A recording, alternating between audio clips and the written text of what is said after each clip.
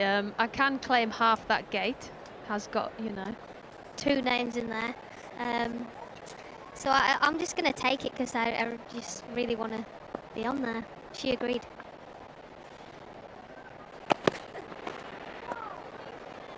No, she absolutely deserved the honour and the accolade.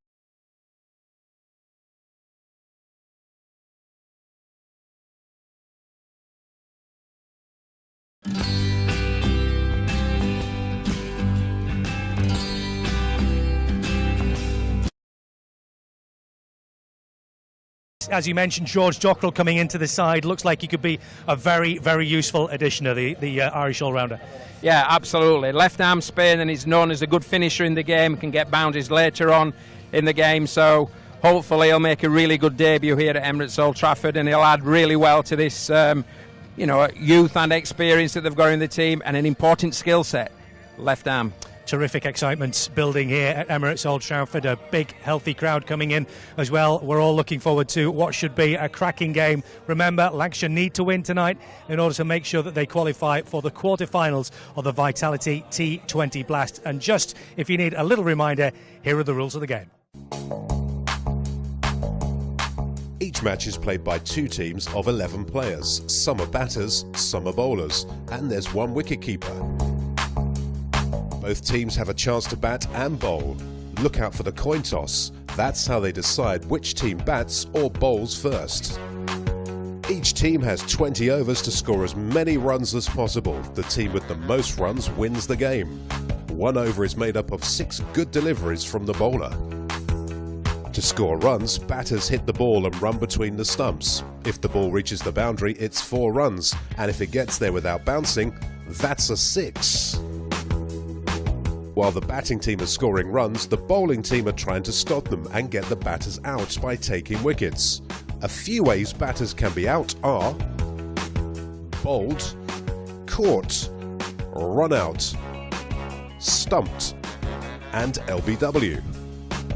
Watch out for signals from the umpires, 4s, 6s, wickets, and these when a bad delivery has been bowled. Bad deliveries add runs to the batting team's score, and the bowler must bowl an extra ball. If you see the umpire doing this, the next ball is a free hit, and the batter cannot be out, bowled, caught, LBW, or stumped. And those are all the basics you need to know to get behind your team in this year's Vitality Blast competition. We are here, we're in the stands, everyone is getting very excited, but we've got some incredible gear. We had some good gear over in the sports break stand, but these helmets, they are incredible. Where have you got one of these? Because I might try and get one for myself. They're on some stall outside. There you go, hit it here first, some stall outside. So can I get some score predictions? Who are we thinking is going to win? Lancashire. Of course. Do we all agree? Yes, yes.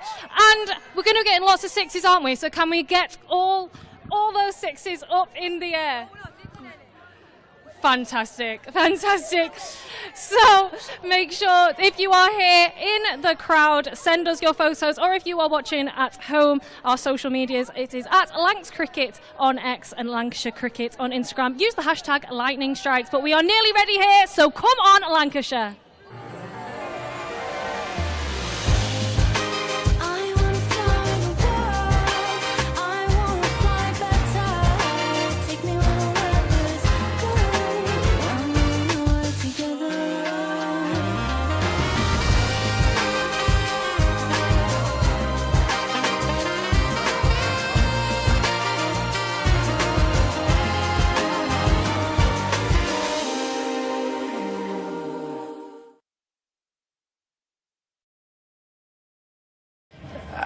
If I was, let's play devil's advocate here. You've got a left-arm spinner on the staff, signed a 2-year contract. Morley, who's the second spinner behind Hartley, he's here. He's signed a longer contract. He's gone to Derby to get some cricket. He hasn't. He's come back. He might have played in this competition already. So he has, yeah. He has played in this competition already. So he played against Notts at Trimbridge. For me, it's a bit like, obviously, it's a shame you've got to manage that situation because it's clear decision makes if they want 2 spinners, but it surely shows that he's not ready if they're not willing. At the moment, possibly not, which is a shame, really, because to be given an opportunity, we probably weren't sure where Hurst was going to be in his T20 cricket, but he's been given an opportunity and done really well. So she's got balance in that. Obviously, you want to use up your 2 overseas slots. Be interesting to see how George Dockrell does and the impact he makes. He's obviously a good cricketer, but is he a Chris Green? I'm not sure. I'm not sure he's of that quality, in my opinion. I'm sure the Irish connection with Will Porterfield has had an influence there, and maybe that's why he's around and been involved, and he's obviously close. But it's obviously, look, it's another dynamic. I was laughing when you seen the squad of 16. I was a bit like, you may as well just name everyone, and then edge instead of home, isn't have edge all the bets. I was thinking, well, now when I see we didn't even take 16 to finals day, took 15. We don't need them. So the sort of squads get bigger and bigger, and I'd be like, surely, I looked at some of them and I was thinking, well, there's no way that X and Y aren't going to play, because there's just no way, is there? Because there's certain players in that lineup that are going to play if you're in the squad. Like Livingston is going to play if he's in the squad, isn't he? Salt is going to play. Croft probably going to play. So why is it a coy thing? Is it? It's like the opposite of England, isn't it? England announced their team. This is the 11. This is what we think of the pitch. This is what we're doing. 2 days before, Lancs just let's name 16 players and keep everyone guessing.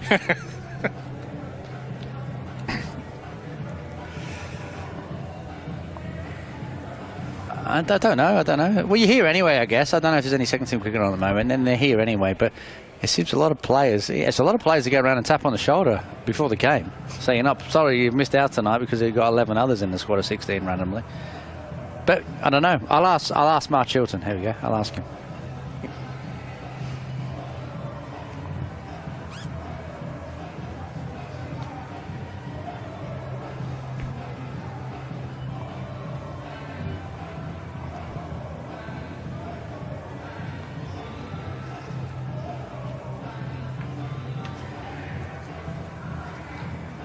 Yeah, Lancashire Lightning have won the toss and are going to bowl first here this evening. Let's just run through the sides for you again.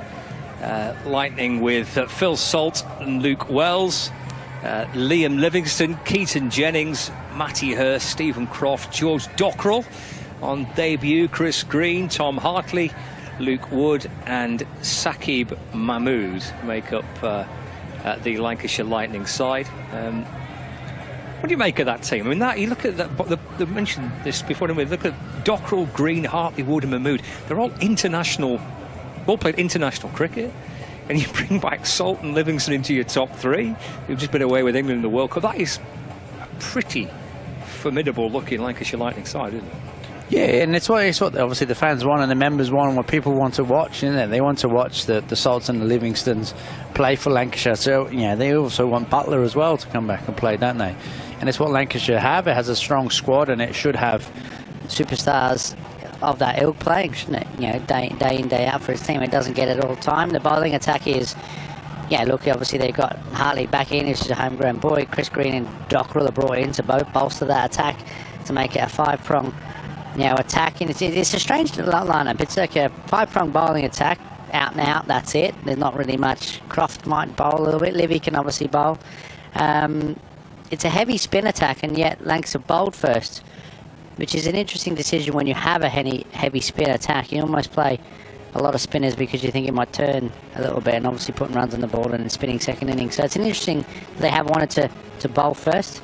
But yeah, it's interesting how it goes. The only thing with it is they've had such a settled team in a way, and they've played in a certain style, and that has gone well. And all of a sudden, now we've got Jennings at 4, but Jennings has opened and done well, hasn't he, with Luke Wells? And he's led that. All of a sudden, Phil Salt and Liam Livingston was wonderful cricket at the top of the game. They're the best 11 in the country, aren't they? Yeah. Yeah, but that doesn't mean automatically you win games of cricket when they come in like that. Notts look a better team now than they did when Lancs played them at Trent Bridge. They got nothing to lose. They got Faruqi playing, Luke Fletcher playing, Ollie Stone playing that game. Calvin Harrison is a good cricketer. Liam Patterson-White is better now for playing a few more games. Came back into the side at Notts, did really well in that game. So Notts look a better team now than they did at the start of the competition. It's strange, really. They sort of finished in a better way than they started. Even without Alex Hales? Yeah, well, obviously, but Alex Hales in that lineup, then, they look even better. But it's Yeah, they look a better team now than they did, don't they? Yeah. You know, Fletcher, Faruqi, they got an overseas player, haven't they? Faruqi's come, added in and on their left arm. And they're going to play without fear. And we saw that Worcester came here, bottom of the table, without any fear, put on 180 and should have won the game. It's only because they have no idea of winning, but you could tell they got into position to win, they didn't know how to close the game out. And they didn't get over the line. So Lancs won a game. But they got too many on the surface and they should have won that game. But it was the freedom they could play with because they were out of the competition. So therefore you think Notts are quite dangerous side tonight because they could play with a similar freedom? Yeah, why not? Yeah.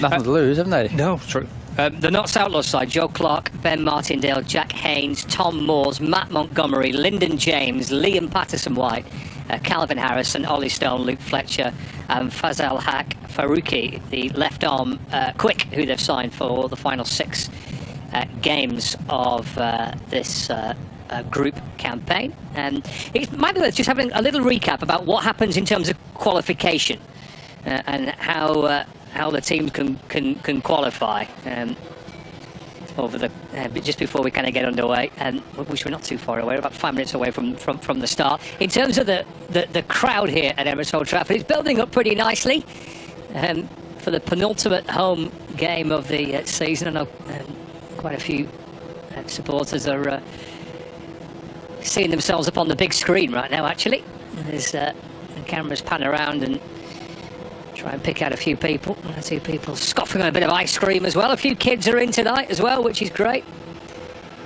And so the penultimate match of the group campaign back here on Friday to see if Lancashire, well, a win tonight and a win on Friday, that guarantees them a home quarter-final for the next stage as well. So fingers crossed Lancashire can go ahead and do that. But I must say, it's great to see plenty of kids inside the ground on this nice warm evening here in Manchester. We're not too far away from the start. The umpires are heading out soon for those viewers on Lancs TV. Let's head outside. Here's Fraser.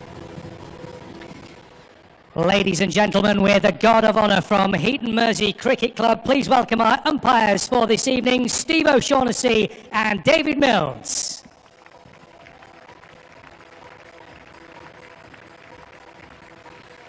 And ladies and gents, please give a big warm welcome to the opening batters to our opposition this evening, the Nottinghamshire Outlaws.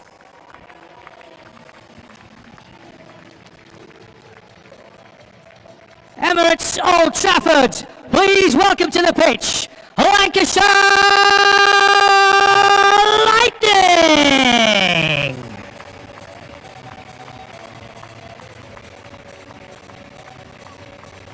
So players are heading out, led by Captain Keaton Jennings.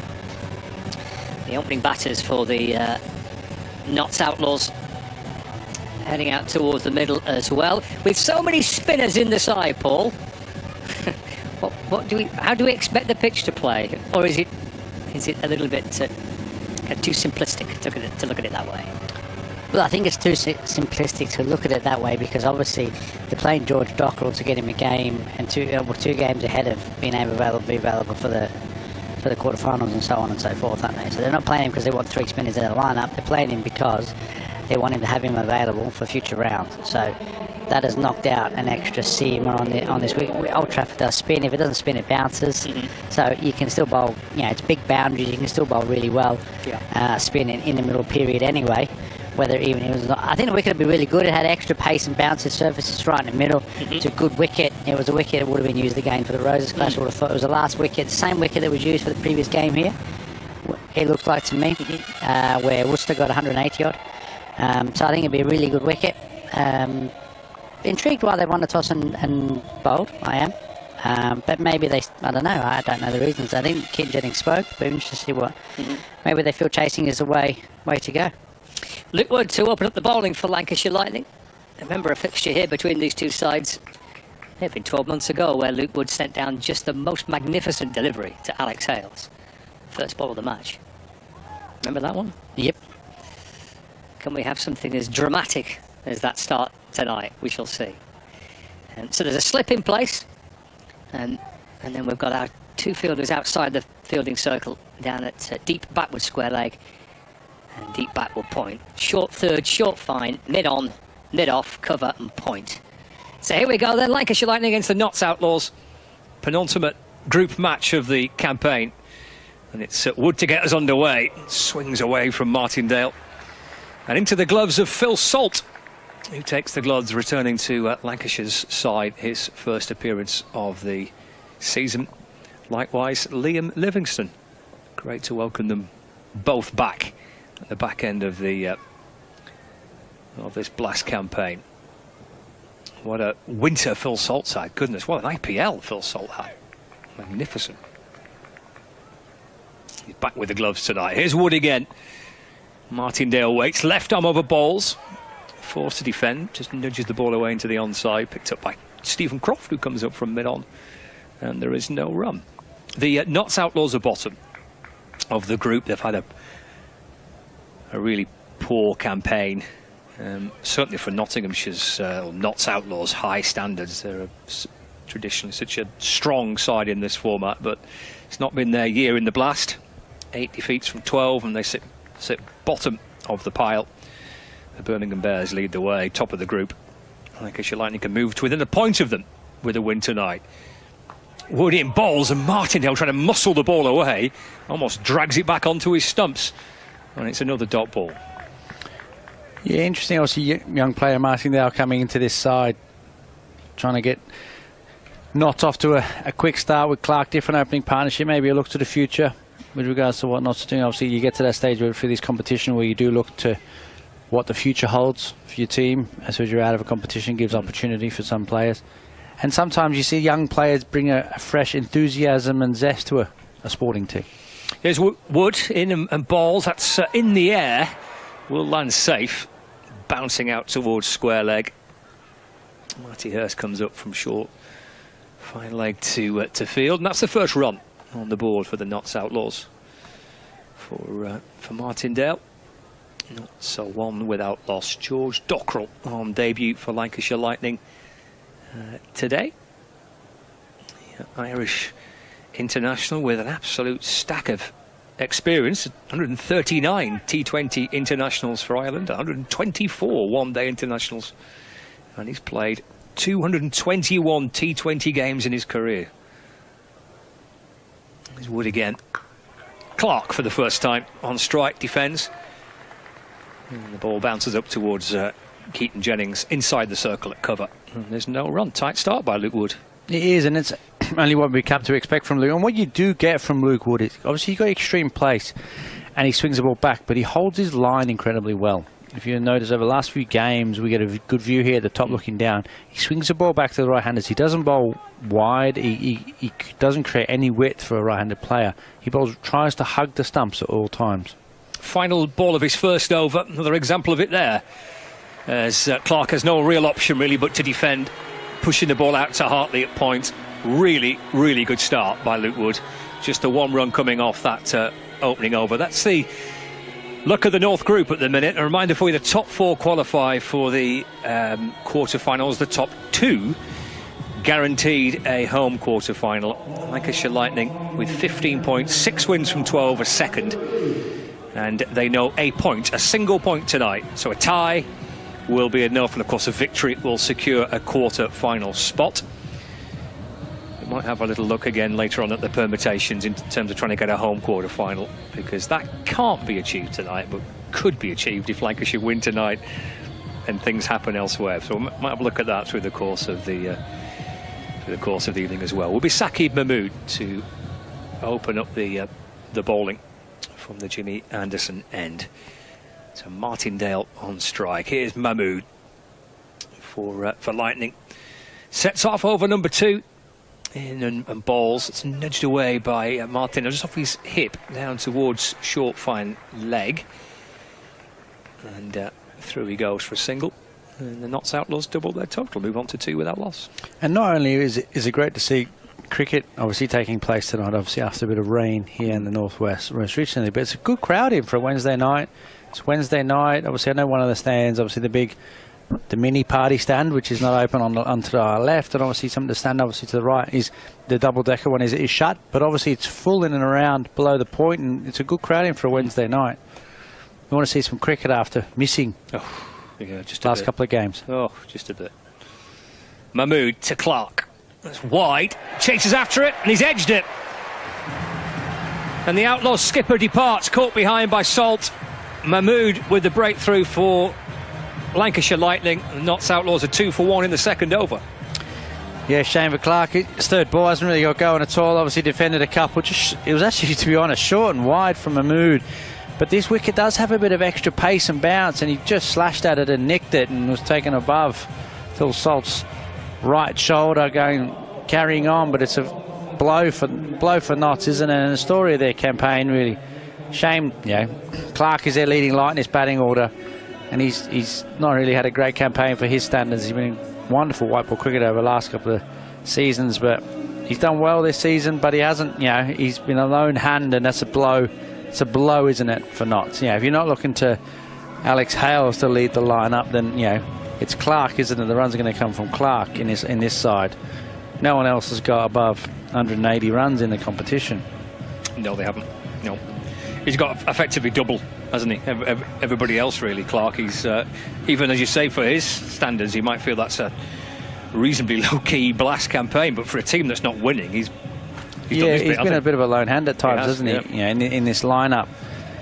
And Hales is normally a guy who blasts with him, but has had a miserly campaign. But the stats are there for see. They've only had 350s in the competition. You're not going to win games of cricket if you can't get batters to go past 50 in the competition. Jack Haynes, a new batter. It's a 2 for 1. A couple of balls into the second over of the match. And it's Mahmood in and balls chopped away through the offside. And Livingston doing his best and puts in the dive. Good work by Livingston. Well, hustle back for 2. Could have been 4 without Livingston's dive to scoop the ball back. Yeah, brilliant bit of fielding from Livingston. He ran out onto the field today, a bit like football-esque a little bit. But that was a brilliant bit of fielding. He had to go from sort of like a wide backward third man point area, this new sort of position that has formed recent times. There's Mahmood in and balls to Haynes. Just defended away into the onside, no run. 4 for 1. But a wonderful bit of fielding from Livingston. Full length dive, pulled it back. And great to see him back and playing, and Lancashire want to get him up and running and fittering, and you're firing for them as they enter obviously another block of cricket. How much he'll play in I don't know, championship or the obviously the 100 coming up, isn't it? So he'll be involved in stuff like that, but obviously he'll be back in playing. It works well for him, doesn't it? Play a couple of games for the 100. And comes Mahmood. That's off the back foot, forced away by Haynes. Picked up at point by Tom Hartley. No run. There is a chance to watch an interview with Liam Livingston. A couple of ways to do that. You can catch it via Twitter at BBC Lancs Cricket, and it's also on Lancs TV as well. For viewers with us on Lancs TV from the start, you'll have seen Liam in conversation. If you missed it, it's on social media as well. Nice to hear from Liam Livingston, back with Lancashire, his first game of the summer. 4 for 1 with a delivery to go of the second over. Mahmood in and balls, and Haynes looks to try and drive that away. Bottom edge back onto his pad. Ricochets away into the offside. End of the over. A wicket for Mahmood in that over, and just 3 runs coming off it. 4 for 1. 2 overs gone. Yeah, it's a slow start, isn't it, for Notts? Subdued, obviously losing the wicket of their leading run scorer, but 2 high quality overs from obviously Mahmood and Wood, and you expect interesting dynamic with Lancashire's lineup tonight is they're going to have to find potentially some spin in the power play, because obviously are they going to bowl Wood and Mahmood 3 overs each in a power play? They got no other seamers to bowl in the power play, or they're going to bowl a Hartley or a Chris Green or Dockrell. Is he going to bowl over in a power play? Normally you can bowl the first over, but they might have to find some spin in power play. Here's Wood. Starts again. Flicked away by Martindale in front of square on the leg side out towards the party stand. There is Dockrell on debut. Sends it back in towards the gloves of Salt, and they've run 2. I mean, they have bowled Mahmood and Wood through a power play, haven't they? That has happened. We've seen them do that this season. They've bowled 3 on the spin, haven't they? Yeah, they have. They may do that again tonight. It does leave you open to having 2 overs of spin left for the rest of for the 20. Yeah. I think we may see a an over from Hartley, possibly, the back end. Oh, it's a short one by Wood, and it's been called a no ball by the umpire. Phil Salt's too pleased with that one. Banged in short by Wood. Steve O'Shaughnessy, the umpire, calling that as a no ball. It's that extra bounce this surface does. It's really banged in, but it really takes off. This surface has a lot of bounce. A lot of the middle ones are kept for the test matches or the one-day internationals and stuff we have there. We've seen this wicket before. It's got real bounce. Almost like it did years ago when, if those who were a bit longer in the tooth can remember when the square was the other way round. It's not a free hit, this. But slashed away towards the leg side by Martindale as Jennings at mid-wicket, no run. The further you got away from the old dressing room, which is the old pavilion, the bouncier the tracks were. There used to be an old stand here by itself, a lone stand, if you can remember. I do, yeah. And the further you got away from the dressing room, and you were side on back in those days, so you could see how quick it was. Though. It got quick and bouncy. You used to watch side on, thinking, "Wow, this is good. This, isn't it? Can't wait to go out and bat." 8 for 1. Here's Luke Wood in and balls again. He's gone for that Yorker. That's a lovely shot. One bounce and over the rope, over the top of mid-off by Martindale. Beautiful shot for 4. Knocks Outlaws a 12 for 1. Beautiful shot, Martindale just gave himself a little bit of room. He tried to club the previous delivery. This is a much better cricket shot. Just gave himself a little bit of room, and he just opened his hands up and arms through the ball, kept his shape, didn't try and over-hit, and hit it, and it went over mid-off easily. One bounce for 4. Really good sign. He's a young player, hasn't played a great deal of cricket for Notts. He's only 21 years of age. But lovely signs. Just his 7th match. That's punched up towards mid-on. He calls Haynes through for a single. The score moves on to 13 for 1. Yeah, Nottingham lad, playing just his 7th match, 21. He's played the last couple of group games, like the last 4 he's played on the spin. Got 44 last time out he played against Lancashire at Grace Road. He's on 9 at the non-strikers end now, is Ben Martindale. Jack Haynes is on strike. Luke Wood from the Brian Statham end. 13 for 1, we're in the 3rd. And it's Wood for Lancashire. He's in and bowling. It's in the air, out towards square leg. Should be gone. It's not dropping that, Liam Livingstone. Safe as houses into the hands of the Lancashire fielder, out in the deep. Haynes departs, Wood gets his first of the night, and it's now 13 for 2. Yeah, strange dismissal. He just sort of clipped it over to deep back of square leg. Obviously he's got metres and metres of grass to pick, but he's just chipped it to Liam Livingstone, who's not had to move. He's almost sat down, Livingstone, lit a cigar, and then decided he's going to catch it. It's pretty simple dismissal for Haynes, who's then shook his head and come off. It's strange, and again, not great cricket from Notts, and probably something they've learned to do in this competition. It's been a horrid campaign for them, and I think it's more horrid considering the quality of T20 cricket they've played over the last few years. Obviously, the side has evolved and changed, and it's happened probably quicker than they probably wanted to. But it shows how you can certainly go from they're always Notts. It was a fight between Notts, Lancs, and Birmingham. Who's going to be at the top? Who's going to qualify for a home quarter final? Well, Notts are always in the quarterfinals. They've always been there, haven't they? They have, yep.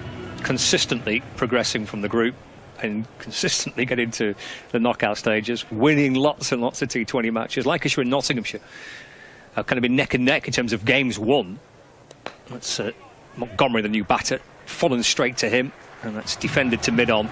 No run, end of the over, 3 gone, 13 for 2. Martindale 9, Montgomery on 0. So they've always been kind of battling with each other, these two sides, in terms of who's won the most T20 games in the competition since it started. But I suppose you can just have a bit of a rank season, can't you? You're entitled to one bad season, aren't you? I mean, that can happen, can't it? Or am I being a bit soft? It can happen, obviously, and it has happened. I think you are potentially being a little bit soft. Okay. I'm trying to be generous. You can have an average season. Okay. You can't have a 8 defeats from 12 season. Yeah, not really. You shouldn't have. You shouldn't have. So you shouldn't really have that, should you? So there's obviously reasons why they've had that. They shouldn't have that. If look at the other sports. If Liverpool next year, finishing the bottom half of the table, there'll be a lot of questions to answer, won't there? Yeah, but here in cricket, well, it's not. Just carry on, isn't it? Chris Green, we have seen some spin in the power play, replacing Saqib Mahmood, the reverse sweep attempted, or the reverse kind of paddle attempted by Ben Martindale.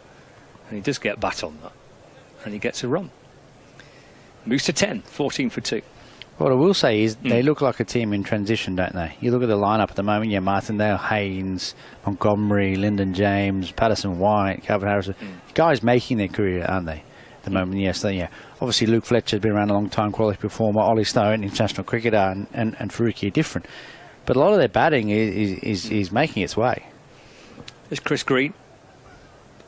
That's muscled away by Montgomery out towards the leg side. Dockrell Fields.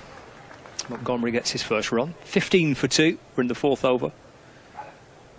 So we have gone for spin. We haven't got 3 and 3, as we once predicted. Obviously, they've gone for the experience of Green, who's done this plenty of times, especially in short form cricket all around the world. Does a little bit of this in the big bash. Obviously, real experience. So you have got left hand as well, so that's maybe added to the fact that they've gone for Green.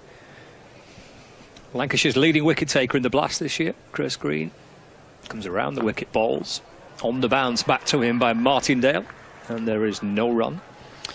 He's been a great addition, Green, to Lancs, and obviously was touched on previously, not only from a cricketing perspective, what he's here to do, but also from a leadership and a man and a character in the dressing room. Towards his way into Martindale, up and over mid-off. Has he got enough on that? He has. Won't reach the rope. It's Wood that catches up with it, and they come back for 2. Score moves on to 17 for 2. And I think this is something that is often missed when people recruit players. The understanding of how these individuals are going to be in their dressing room, what they could offer apart from their cricket, how it's going to work out, how it could unsettle. We all know what people can do. We look at statistics all the time. But, how are they going to fit? Are they a fit for what the club wants? Green in, balls, and bowls Martindale. Wicket number 14 of the competition for the ever smiley Chris Green. 17 for 3, 4 overs in. Martindale's gone, and the Notts Outlaws are having another rather difficult power play. Yeah, they are. It's really, really clever bowling from Chris Green. Really clever bowling. He's almost set Martindale up a little bit. Obviously, he saw that Martindale was going to use his crease a little bit. Of the previous ball, he gave himself a bit of room. He tossed up the one, let him hit over cover, wanted to do that, and he probably knew that he was going to try and go down. He's just fired in at leg stump, and he's done him all ends up. And the experience of Green, and just Martindale, a learning experience, 6th game, understand, he's playing with the big boys now. He'll learn from his experience. But to show you, Notts are 17 for 3. It's a stuttering start, isn't it? They look like a side who just got no form or anything. No confidence type thing. No confidence, no nothing coming back at them. Well, they're going to have to recover pretty well from this position. Losing 3 wickets in the power play, 1 ball left of the 4th over, and still 2 power play overs to go. Takes a little bit of recovering this. Lancashire Lightning well on top here. 17 for 3 with a delivery to go of the 4th over. Green to James is the current battle. Final ball of his first of the evening. And that's just eased away off his hip out towards square leg for a single by Lyndon James. A successful start by Chris Green again tonight. 17 for 3, 4 overs gone. 1 for Montgomery, 1 for Lyndon James, and Lancashire Lightning are enjoying a good start to this penultimate T20 game here live from Emirates Old Trafford on BBC Radio Lancashire and via Lancs TV as well. Lancashire know a win gets them a place in the knockout stages in the first week of September. Keep the week free, Paul. Yeah, I will do, yeah. I can't tell you what day yet. It'll either be I think it's either a Tuesday, a Wednesday, or a Thursday or a Friday. Okay, so keep the weeks free, keep like the week you said. Free, yeah. Okay, no problem. I'll keep the week free. Obviously, we'll not monitor this game we'll know a little bit. Lancs are going to go on and win this game, but we do know they're going to get to. Northants obviously play Birmingham tonight. Tomorrow, Birmingham, then Lancs are their last two. Hard finish that. Mahmood returns from the Statham end. Balls carved away by James, but straight to Hartley at point. And there is no run yet. This is just the one match taking place tonight. There's a stack of games featuring in the Blast tomorrow as we get towards the final group match is on Friday. Final round of group fixtures take place on Friday, but quite a lot of sides in action tomorrow night. And Lancashire Lightning, if it goes to plan as they hope tonight, we're keeping an eye on the county ground in Northampton, because they would have to beat the Birmingham Bears to deny Lancashire a home quarter-final. 18 for 3. Here's Mahmood into Lyndon James. Punched away through the offside. There's a ring of fielders inside the circle, of which one is Tom Hartley. Can't find a way past Tom Hartley. It's a dot ball. It's a really nice looking shot from Lyndon James on top of the bounce, so you have to do with a wicket like this. But again, a good delivery from Mahmood, hugging the stumps, middle of the surface, top of the stumps, isn't it? Stump line of length is key. Not doing anything different lengths. They're just doing what they normally do here. You're going to have to do something special. You have to pull them off their length or use your feet. Mahmood in balls again with little room for manoeuvre. Lyndon James, and just forced to punch it down the ground for no run as Wood comes around from mid-on. So it's a discipline of the bowling that is so special about this opening two at the moment. You've not seen any balls. Obviously, Mahmood got slightly lucky with a short wide one that Clark nicked. He could have slapped before, but they hold their line so well. The key to 2020 cricket: hold your line well. Can you hold your line of the stumps? When the spinners bowl, can you hold the line of the stumps? Change your pace, but hold the line of the stumps. Mahmood over the wicket. Bowls. That's cleared the infield. That'll be 4 out towards the point boundary for Lyndon James. George Lavelle with the task of trying to retrieve it from underneath the covers. 4 takes James to 5. And the Outlaws 22 for 3. It's a great shot from Lyndon James. He stood and delivered, lifted it over the top, back with a point. Really nice shot. And let's hope he can get going and Montgomery can get going and they can put on a decent total and put on a show here. Other than it being a steamroll from Lancashire, and they were Lancashire so good at home. But it'd be good to see a really good contest, wouldn't it, like we saw against Worcester? That was a good game. Yeah, it was a belty T20 match. Full from Mahmood, driven down the ground, lovely shot, all on the deck. Croft in the end just escorting it towards the boundary. Wood doing his best to try and catch up with it. Lovely shot for 4. Lyndon James moves to 9, 26 for 3. Lovely shot again, just on top of the bounce, a little bit fuller from Mahmood, a little bit over pitched. And it just shows how good a surface is. If you can put your hands through the ball, races away. The outfield looks like it's gained a little bit of pace. Last couple of days have been tropical in Manchester today. It was shirt-off weather here in the northwest. So anyone at Lowe's seen a few tans knocking around this afternoon? Mahmood in, and James runs it down through backward point for a single, 27 for 3. So you look at me, I wore a white t-shirt to obviously emphasise my cricketer's tan that I've still managed to pull out every now and again. But yeah, he raced away. Obviously, we saw that against the outfield was a little bit slower. Against Worcester wasn't it after the rain. But it improves. The groundsman done a wonderful job. And obviously Friday night when it rained here for the Roses clash, it was a sorry state of affairs. It was. It was sad that the Roses fixture got washed out. At least we got some dry weather tonight. And a decent crowd inside as well. Tom Hartley into the attack for the first time, replacing Chris Green. His left arm spin. James off the back foot, steers the ball away through square leg. Through for a single. So we've got Hartley coming into the attack probably because you've got 2 right-handed batters now.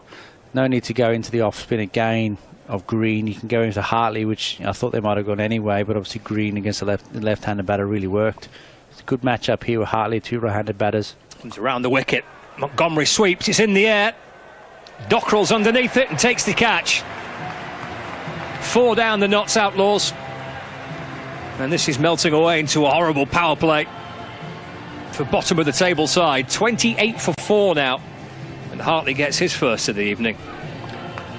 Yeah, they also, you know what the stats are like. They say that you lose 3 wickets in a power play and the percentage of win ratios on that is quite low.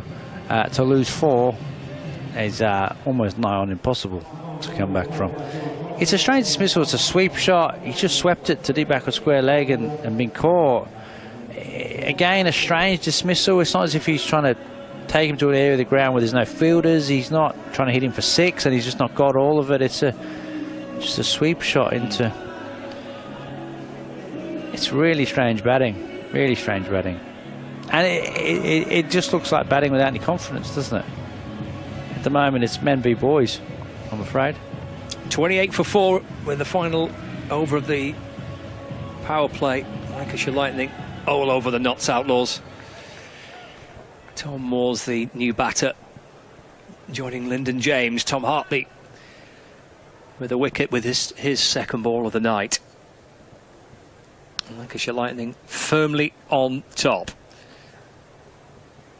Hartley comes around the wicket and balls to Moores, appealing for an LBW there, Hartley. Down on one knee, pleading towards the umpire. David Milnes says not out. Hartley back to his mark again. Clutching the ball towards his chest, balls. Taken away off the hip, pulled behind square. Livingston's across the ground. Gets to it. And Moores comes back for 2. The score moves on to 30 for 4. Again, good fielding by Livingston. Round to his left. This time made a nice, great throw. Obviously, strange field. Obviously, Livingston's way in front. It's obviously interesting that he wants him that far in front. Hartley to Moores. Playing forward in defence, no run. Hartley around the wicket, trying to straighten it a little bit. Milnes, been an umpire, been around a long time. Big man, isn't he? He is a big lad, yep. If he says not out, it's not out. It's off the back foot by Moores. Work to mid-on. And it has been sunny where he's been as well. He's got a good tan. Yeah, it's lovely, isn't it? Milnes, isn't he? Yeah, he's got a good, very better tan than Steve O'Shaughnessy, who's definitely not as big as him. Must admit. Doesn't want to stand next to him in a parade, does he? Speaking of tans, Chris Green there. But another one with a lovely tan. tan. Crofty mentioned this the other day, didn't he? In an Lovely interview tan. about Chris Green. He's got, he's lovely tan, got lovely teeth. Moves well, doesn't he? Has a big blow of air before he bowls a ball. Lovely, lovely sort of thing. Probably, really good at other things as well. It's a bit like that Spencer Johnson who plays in the Big Bash in the Australian. He's left arm has been playing for Surrey as well. Yeah, he looks like an Abercrombie and Finch model from back in the day. Looks like he should be letting me into that shop in the Trafford Centre with his shirt off rather than bowling left arm thunderbolts. But I'm sure he can do that when he finishes. Sure, he could. Going globe-trotting around the world, bowling left arm seam. It's a little side hustle for him, isn't it? Like he could just do that, when he's not been. It is, yeah, it is, yeah, especially for a guy. I'm in my 25th season of trying to get a six-pack. We've got some Liam Livingston. Spin, and a bit more spin. That's hammered out through the offside by Tom Moores. Green's there. They're going to come back for 2. Throw comes in towards the bowler's end. Score moves on to 33 for 4. So Green and Hartley and Livingston.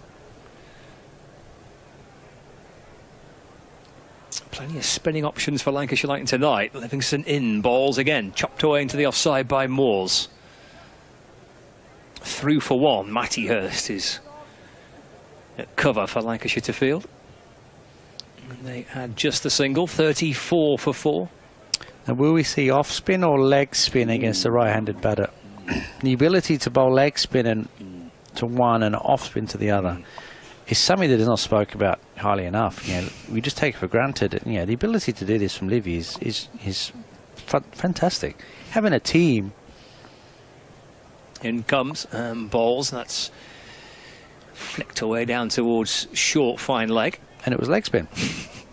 So you can bowl leg spin and then you can bowl right arm off spin to the left-handed batter. It is. It's highly skilled. Isn't it? It's highly skilled. It is highly skilled. To be able to bowl 1 in the format is good. Spelled or 2 is incredible. And then rotate it through and over. Balls to Moores off the front foot and pushed away to the offside. Such an add-on, a string to his bow. A man who clearly a powerful hitter of the ball, and we've seen some wonderful fielding with him from already tonight. But to add this to your bow, it's about 4 overs of spin in T20 cricket as a second string, isn't it? It's a string. You play as a batter, wouldn't you? Plays for England as a batter. Livingston back into James. Looks short and pulled. Might be 4. And Green get across. He puts the dive in. Just couldn't quite get fingertips on it. And it has gone for 4. It's 40 for 4 with a delivery to go of the 7th. It is 40 for 4. Livingston just dropped it short, and they sat up a bit, and it bounced and it pulled. And we obviously, it's great to see that we've worked out that Chris Green is human. He's made a mistake. He's misfielded. He's in a little bit because he's deep mid wicket, but there's no normal mid wicket. Final ball of Livingston's first over, just dabbed away towards the leg side by James for a single. 41 for 4. And he's in because of that reason. If you dab it into the leg side, you're hunting a 2 here at Old Trafford. You need to do that as an opposition side, and when you bat, you look to do that. So he's 10 or 15 in off the rope because you can get done for 2s a lot. And being that, it's been hit past him, and obviously Livy's over.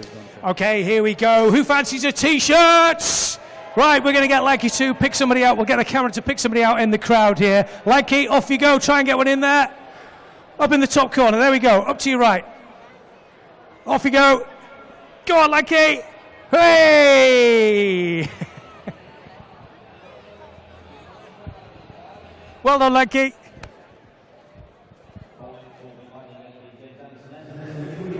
So it's Liam Livingston replaced.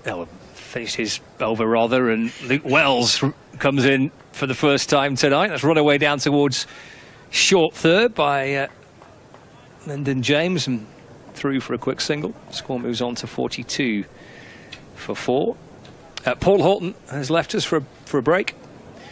Former Lancashire Thunder head coach Paul Shaw is alongside us. Evening, Paul.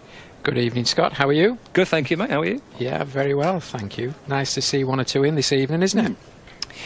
It is, yeah. Paul mentioned this before. It's a really good crowd, isn't it? For a midweek Wednesday night. There's Moores off the back foot, trying to muscle the ball away. A little thin bottom edge, just squirts down to Mahmood. Through for 1, 43 for 4.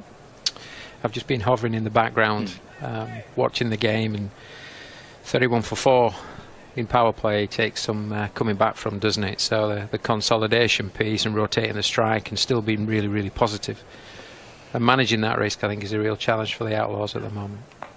Slashed away by James towards the leg side, just for a single. Moves to 19, 44 for 4. And already we're in the 8th over, and this is the 4th spinner that we've seen on a pitch that's got real bounce and carry. And they're rotating the bowlers really well. Yeah, 3rd different spinner on the spin from the Anderson end. As Moores tries to drag the ball away towards the leg side. Croft comes up from the long on boundary. Moves to 9, Tom Moores, 45 for 4. Yeah, we've had Chris Green, Tom Hartley, and now Luke Wells in consecutive overs from the Jimmy Anderson end. Livingston bowling 1 from the Brian Statham end. Wells for Lancashire in and bowls. James goes up onto his toes and works the ball away to mid-wicket for a single. Takes him to 20 not out, and Notts Outlaws are 46 for 4.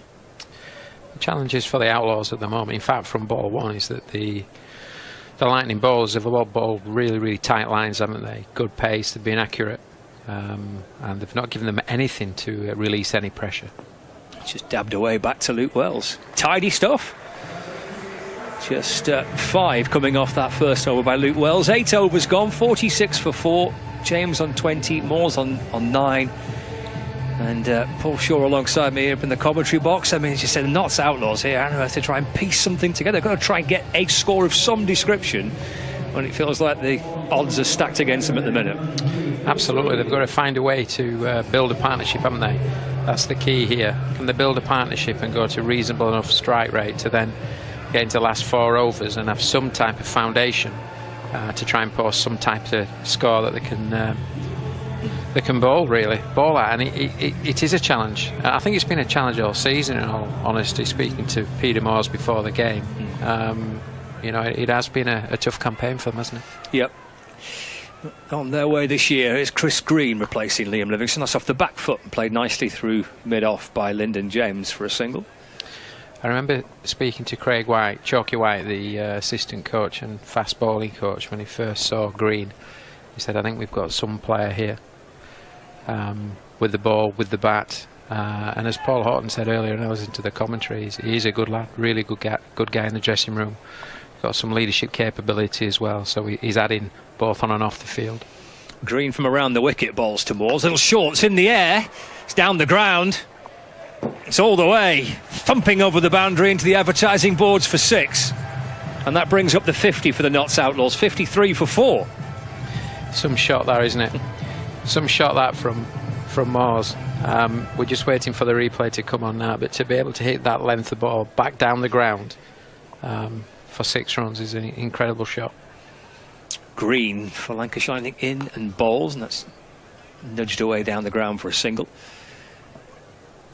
54 for 4.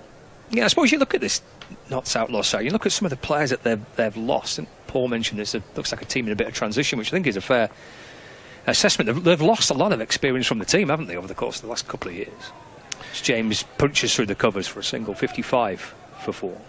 Sometimes transitions, it's interesting, isn't it? So transitions can take a while to work through, but actually this one, that they need to work through this really, really quick, losing a number of senior players, releasing a couple. Yeah.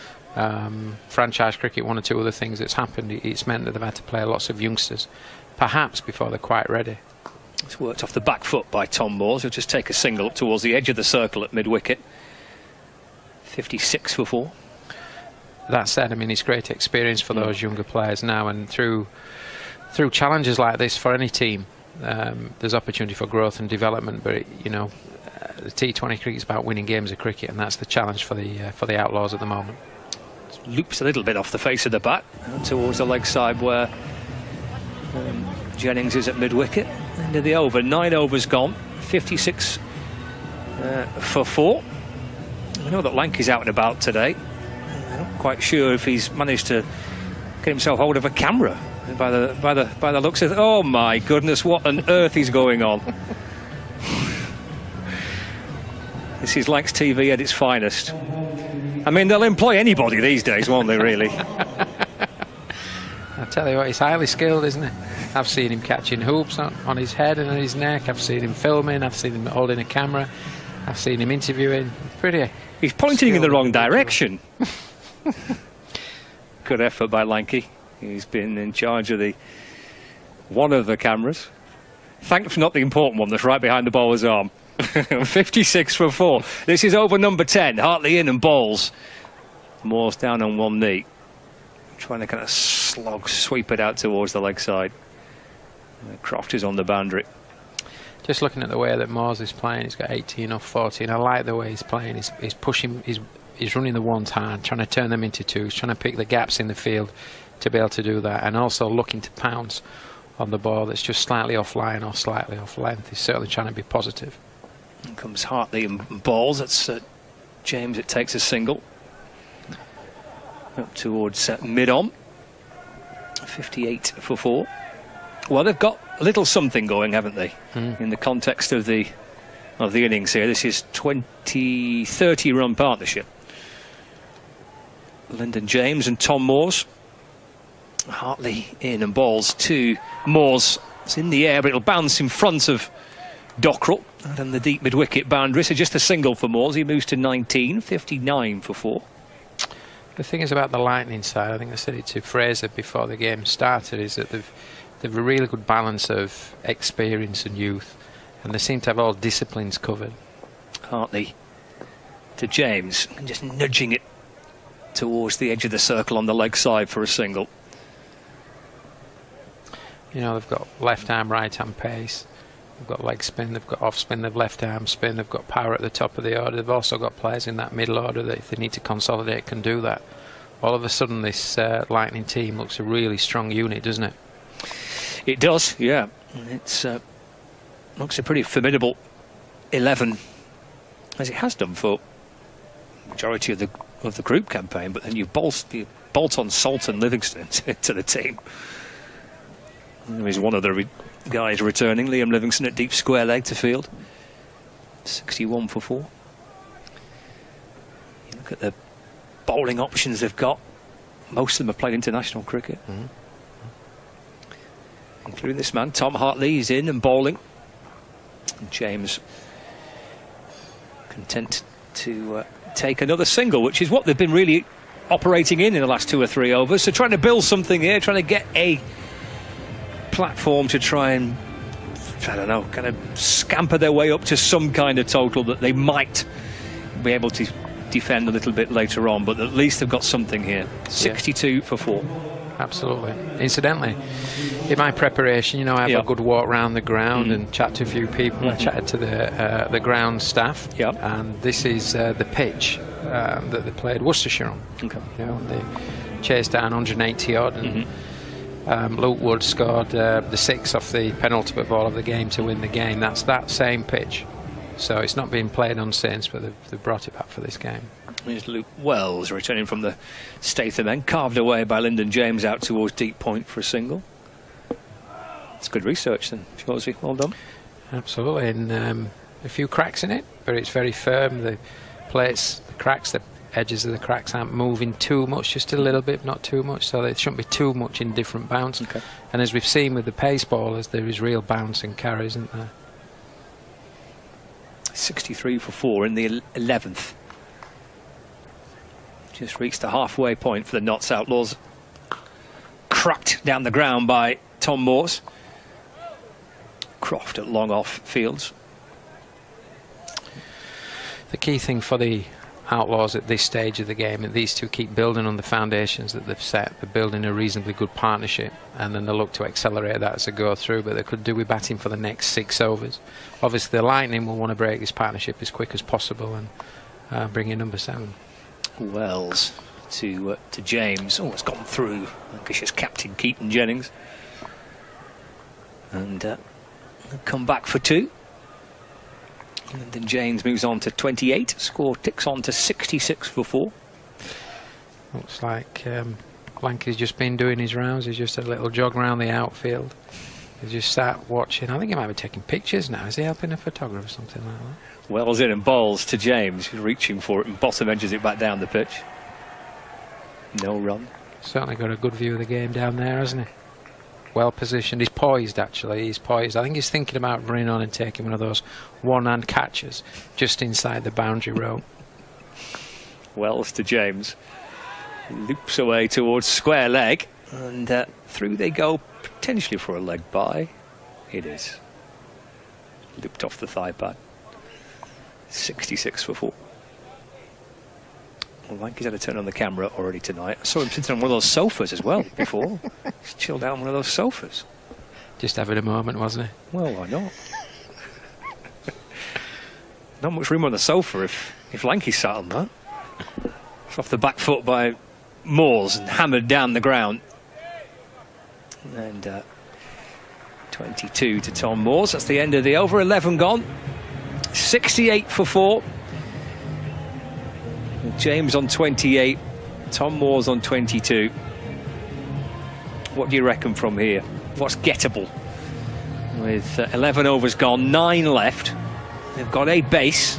They've got something to try and push on to. Can they get to what, 145? Can they get to 150?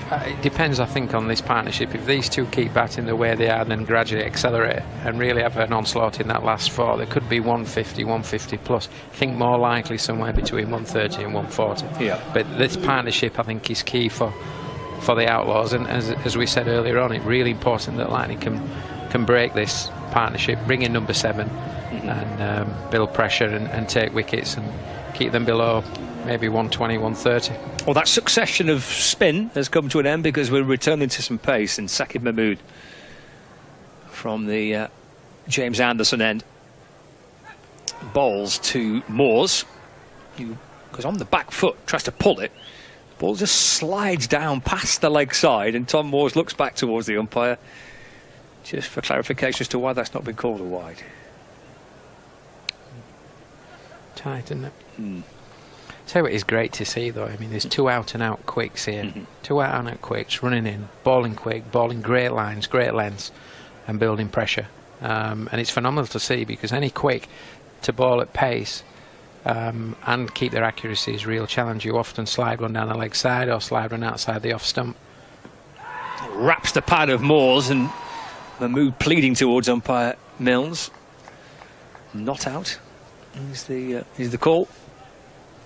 Cheeky look towards the umpire from Sakir Mahmood. Leg by the decision. Score moves on to 69 for 4. It's a big shout. Ooh, maybe too high. Just maybe flicking the bail perhaps. It's great lines though, isn't it? Great lines. Wicket to wicket, real straight. And obviously we talked about the bounce in the pitch. With the bounce in this pitch, it's just, you know, just bounce a little bit higher than perhaps it would normally do. Just over the stumps, I think. That's in the air by Lyndon James. It's in the air, it's over the boundary, it's in the stands, it's all the way for 6. High and mighty from Lyndon James. 6 for the Notts Outlaws, 75 for 4 now. It's a good shot from James. He's seen the length on that and the lines, just slightly leg side, slightly back of the length, just rock back and use the pace to work that one over deep fine leg. It's a good shot. Use the pace of the ball to carry the boundary. Just looking at the run rates gradually lifting. It's been round about 6 throughout so far. Into the 12th over, it's now just creeping up to 6.52. Thanks to Lyndon James and Tom Moores, just trying to recover for the Outlaws. Mahmood for Lancashire Lightning, tearing his way in, bowls again off the back foot and punched away through the offside. Chris Greenfields. Yeah, both James and Moores are just beginning to get a little bit of momentum in this partnership, aren't they? And just pull that momentum back from the Lightning at this stage. Give themselves a chance of that onslaught we mentioned, perhaps gone into the last 4 overs. Yeah, Liam Patterson-White, Calvin Harrison. Luke Fletcher's back in the side for the Notts Outlaws tonight. Ollie Stone still to come. Mahmood bowls short and pulled down towards fine leg by Tom Moores. Not seen George Dockrell yet. Yeah, Lancashire debutant as he fields at fine leg. Moores moves to 23, 77 for 4. You mentioned Luke Fletcher earlier, and I saw him before the game, had a quick chat with him. What a great guy he is, and still playing this wonderful game. He loves it, doesn't he? He does. I said to him, when are you finishing? He said, not for a while yet, surely. He said, a few miles in these legs, big Fletch. What a fantastic performer over the years as well. Certainly at the death, been a great bowler. Final ball of the over, Mahmood to James. Plays it confidently away into the offside. Lancashire's captain Keaton Jennings fields at cover. And that concludes the 12th over of the innings. The Notts Outlaws are 77 for 4. Moores and James have now added 49 runs from 39 deliveries for this 5th wicket. In the context of this game, you know, just looking at the power play, 31 for 4 coming out of the power play. It's a wonderful partnership, isn't it? And it's just giving them half a chance of getting back into this game. Yeah, you mentioned that 180 that Worcestershire got, which was the last time we played here, and it was the last match played on this pitch. I mean, watching it, that felt probably about 15-20 runs over par. Yeah. As Livingston returns, carved away by Moores. It's disappearing down towards the 3rd man boundary. Mahmood's there, catching up with it, flicks the ball back. Dockrell returns it. And they've run 2. Good work. Flick back by Mahmood, and then Dockrell with a return throw. 50 partnership with that. 51 out of in 41 deliveries. 79 for 4. Livingston's in and bowls again. That's cracked away. Good stop by Keaton Jennings. That took a horrible bounce in front of the Lancashire captain at the edge of the square. Did really well to get everything behind it and stop it. Yeah, he's just watching the way that Moores is playing. He's judging length really well. His decision making is pretty good this evening. He gets back, he gets forward, and picking length for any batter is absolutely key. he's also worked quite hard on his hands. He's got incredibly fast hands. So he's done a lot of work there, hence the power that he strikes from a decent base. He could be a danger as this game goes on. Livingston over the wicket, balls pulled by James down the ground. Croft fields just a single, 81 for 4. So yeah, just going back to that 180 score that Worcestershire got, felt that maybe about kind of 15-20 runs perhaps over par. Yeah. The average score batting first here since they rotated the square round is about 162. As Livingston throws that wide of the off stump. It's in the air by Tom Moores. Croft's under it. Croft takes it. Moores departs. That's the partnership broken. And it's a Livingston-Croft combination to remove Tom Moores, who's out for 26, 81 for 5. And you can tell from the cheer and the delight in the crowd that they sense that this was a big wicket as well. And removing Moores, the danger man at this phase in the game, is really important. It's the off spin of Livingston, just wide outside the off stump, holds that back slightly. Moores doesn't quite get all of it, and Croft comes in and takes a very, very safe catch from mid-off. So, yeah, that's another breakthrough for the Lightning. 81 for 5 of 12.4, and importantly, grasping the wicket of the dangerous Moores. 81 for 5. What's a defendable score for the Notts Outlaws? Average score batting first here since they rotated the square was 160, and the average score for the away side batting first here since they rotated the square is 140. Right, yeah. So just put that into context, the 180 that Worcestershire got way above what you'd normally expect here, certainly from an away team batting. And watching that game at home actually on Blanks TV, it was really pleasing to see the way that actually Worcestershire played the game, didn't they? Played really well, positive cricket, timed the ball, played good strong shots to get to that total. Livingston in, a little bit flatter and quicker to Patterson White. Just jabs the ball away into the offside. And through he goes for a single, 82 for 5. But yeah, I think you're right. You know, watching the game, I think he's going to take some getting 180 at Old Trafford, and I'm thinking he's probably 20 runs too many. But what a great chase it was, wasn't it? Yeah. All the way through, Elliot did a tremendous job. Livingston to James. Just played off the back foot. And Hurst fields inside the circle. And that skill that Livingston's got, off spin and leg spin and rotating between the two through the over. What a skill to be able to possess and to execute consistently to such a good standard. Yeah, I think he's becoming a really really skillful cricketer, isn't he, in all three disciplines. You know, he can strike the ball really well, but he can also play an innings and build his tempo as opposed to be going from ball one. In the field, he looks really fit actually.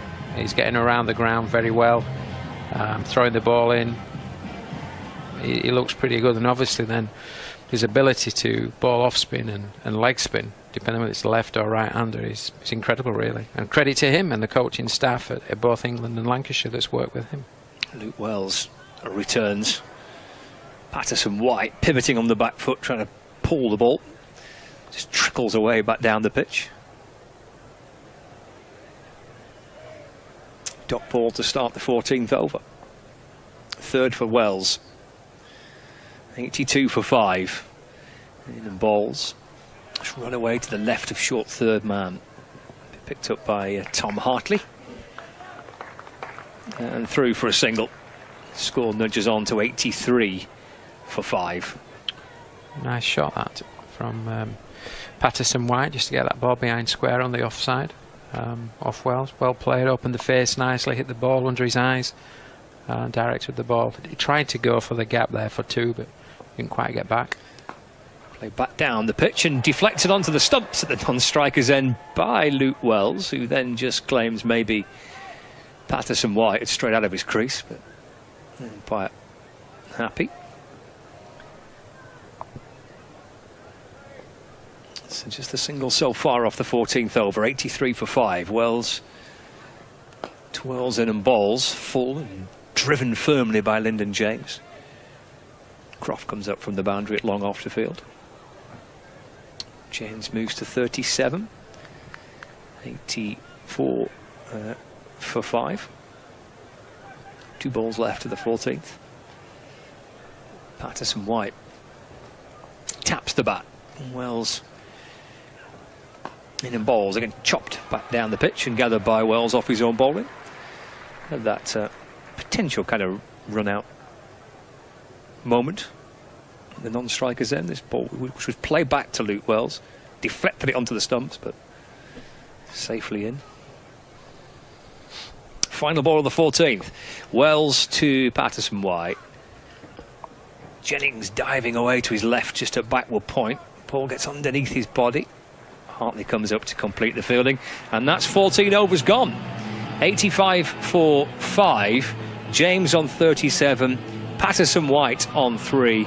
6 overs remaining here at... Time for another scatter blast. Here we go. A-stand. Who wants a T-shirt? Come on. Give us a shout. Give us a shout. Let's see you going crazy. Who wants one over there? Come on. There we go. One more over there. Come on. Let's see you. Up at the back there. Oh, one at the front there. One more. Fella over there. Can we get to you? Oh, caught on the boundary. Well done. Liam Livingstone returns and bowls around the wicket. Played away by Patterson-White through the offside for 1 run. Change in the commentary box as Paul Shaw leaves us. We'll be back in the 2nd innings. Paul Horton's back alongside me. 86 for 5. Thanks to James and Moores, they've given themselves half a chance of putting something on to try and defend. Slashed away by Lyndon James towards square leg. And the score moves on to 87 for 5. Yeah, it was a nice partnership after obviously losing the 4 overs, 4 wickets in the power play. It was a poor start, wasn't it? Yeah, it was a poor power play. But obviously, they built a good partnership. Obviously, lost Moores and he played aggressively. He does have fast hands with the ball. Seems to slap every cricket ball comes to him. Around the wicket, Livingstone. It's slapped off the back foot through the offside. Gets underneath Keaton Jennings. Croft is there to mop up. Keaton Jennings is having a challenging fielding. 14.3 overs with the field. He's slowing the ball down at times, but not stopping it. He's on these used pitches, isn't he? Ball bouncing hard and taking all sorts of divots and slowly kind of coming onto it, I guess, a little quicker than you'd expect. Yes, look, it's not as a man who spent a lot of time in the cover and mid-wicket because I was not in the outfield where the fast guys are. It's not an easy place to be with the wicket ends. And Livingstone is in to James. That's worked out through the leg side for a single. And a lot of the time you get the ball comes at you and you're on them. Wicket ends are a bit like concrete at times. They get thrashed at you. You're trying to stop a single at times. You're trying to give a little bit. So you're trying to cut off, and then it's not a... give Keaton Jennings some credit. It's not an easy position to field in. You're trying to cover 2 angles. Livingstone to Patterson-White. It's played down the ground for 1. He moves to 8. 92 for 5. Just slowly building, but interesting. We'll see. We're not going to get a full quota of George Dockrell tonight, are we? We're not. You sort of forgot that he's playing, haven't you? He bowled 15 overs here, and George Dockrell has come in as the overseas bowler. Not bowled yet, which is interesting. Yes, I mean, I suppose they've not at 92 for 5 and at 28 for 4 as they were. I suppose not. It was going fine as it was. Yeah, but you know what Luke Wells can do. He's done it before. Tom Hartley. You're going to Luke Wells before you go to George Dockrell. Well, he's not been required Maybe yet. He's been brought in for something else. Fielding, batting, I don't know. You tell me. He's taking the catch. He's not bowling the 16th now, so he's definitely not going to get his 4. Gone back to Chris Green. Down the pitch comes Patterson-White. Play back to Green off his own bowling. No run. You see, for him, he'd probably want to get a couple of overs in, wouldn't he? Old Trafford, and get in early and get into the game and keep and feel a part of it. 92 for 5. Green to Patterson-White. Well, that's played nicely off the back foot, driven away through the offside. Hartley gets across the ground to his left to field, and they come back for 2. You mentioned before, obviously, Worcester got 180, which was above par. It proved it was above par. It was apart from some freak hitting and Hartley at the end and some poor execution of death bowling. I think it was above par. Yeah, I'd say obviously slightly less tonight. I think it is probably a fair score. Again, shuffling forward is Patterson White, deflected away down to fine leg. There is Dockrell again. Score moves on to 96 for 5. But I do think in the end they're way short at the moment, aren't they? Not sadly. Maybe 150, 160 be probably par. It's in the air, up towards the leg side. One bounce over the rope, 4 for Patterson White. Probably a few more of those as well. They do get to 3 figures, brings up the 100. 100 for 5 in the 16th. Nice shot, using the depth of his crease. If anything, Green can short, and he's pulled it. Really, it's the angle where he pulls it, the strength of his Livingston out at deep mid-wicket. Pulls it straightish of wide mid-wicket. Really good shot from Patterson White, and showing some of the green shoots for Notts. He did really well in the reverse fixture. He did at Trent Bridge as he came in for that, into that 11. It's a full ball by Green, speared in towards Patterson White. Digs it out down the ground. Croft Fields, 1 run. Yeah, he did quite well in that match, both with the bat and with the ball, didn't he? He did. Good game at Trent Bridge. It does feel like months ago, that fixture. It was a while. It was. We had the first block of T20 games. It was like 7 or 8 in the first block, and then the 2 championship matches, and then you complete the group stage in the second block. That could be 4. It is 4. Lyndon James slaps it down the ground to long on for 4. 105 for 5 at the end of the over. 16 gone. And 4 remain. A really good shot from Lyndon James. He stood tall, and there's a big gap at mid-on, mid-off. It's a big field, Old Trafford, and obviously there's a big gap straight over Chris Green, and he just slapped it straight, and it went for 4-footed gap. It can get a real lot of space behind the bowler. And we're going to go a bit lengthy and go back to Mahmood.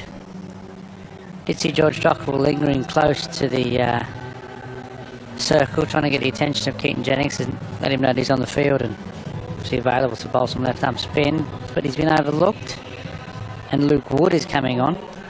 Luke Wood has how many overs left? He's got 2, so he might finish from this end, Luke Wood. And then obviously you've got 1 from Mahmood and 1 from another, Green, Hartley, Livingston or Wells or Dockrell, as we've discussed. Well, it'll be interesting to see what they do on I mean, let's assume that Lancashire are able to win the match here, which obviously is far from certain yet. What they do on Friday evening. They've obviously got Dockrell into the side tonight to play in the group stages. Full and wide. It's in the air. Taken by Livingston. Patterson White departs for 17. Wood gets another. 6 down now. 105 for 6 as we start the 17th over.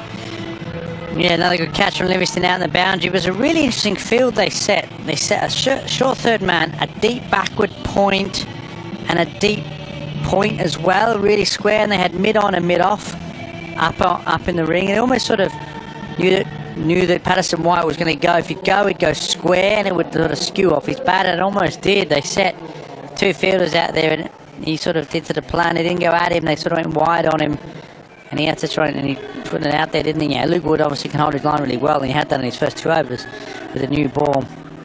Bigger side, that side, offside to the left-hander from Luke Wood from this end. Smaller boundary, staying away from a smaller boundary. All these little interesting, really good lengths, understanding the dimensions of the field, the surface, the bounce in the wicket. Really good things. You sort of go unnoticed at times as sort of the tactical nous of what they've done here and what they're doing goes unnoticed at times. It's not just quality in regards to execution, there's obviously really good understanding of what they're trying to execute. 105 for 6, he's been impressive by Wood and Mahmood, especially in the power play. Drops it back of a length this time to Harrison, who drags it away to the leg side. Through he goes for his first run. 106 for 6. We've seen some high-class bowling from Lancashire Lightning in this group campaign, and in particular from Luke Wood and from Saqib Mahmood. we shouldn't be too surprised. They are international bowlers, but still consistently bowling kind of at the peak of the powers really through this competition. Brilliant. 105-4-6 into the 17th over. Lyndon James, well, he's 43 not out. It's a fine effort. Full and wide, and he gets bat on ball down towards the third man boundary, and he gets 4 more, edging towards a fine 50 here. 110 for 6 now. Really good. It's not better than bat on ball. Lou Wood goes for a York, and Lyndon James gets right down. He opens the face. He almost plays with a full face, but opens the face of the bat, runs it past the short third man for 4. It's really, really good batting. He's deep in his crease, but he does open the blade up intentionally. It's really, really good batting. It's not just bat on ball. It's a lovely, lovely cricket shot. T20 cricket shot. Full and wide, steers it down to the boundary. 47 not out. That'll be a leg by. He'll remain on 47. Just trying to work it away to mid-wicket. So it's 111 for 6. Brings Calvin Harrison back on strike.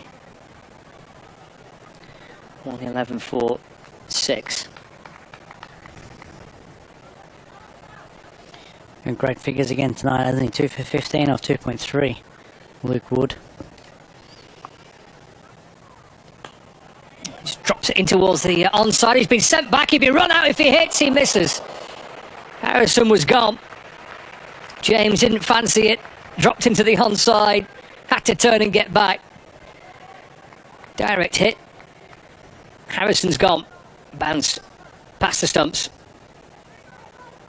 And he lives to survive another day. Yeah, didn't. Interesting call from James, but send him back, and obviously with Harrison, there's no way. Once you get sent back and you have to turn, that's it. There's not a lot you can do. Final ball of the 17th over. Full and off stump and dug out by Harrison. Out towards the leg side for a single. We'll come back to this conversation about George Dockrell in a minute, but with 3 overs left, if you are heading to Emirates Old Trafford, you can get yourself an earpiece to listen to some of the cricket. And there's a guy there wearing his Miami Beach t-shirt with his earpiece in. And he's seen himself on the big screen. Give us a wave. Hey, happy days.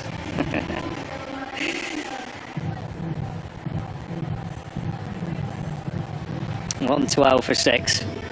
Harrison 2 and James on 47. Just looking at George Dockrell, I mean, in his last games for that he's played in first-class cricket and T20 international cricket, he hasn't bowled.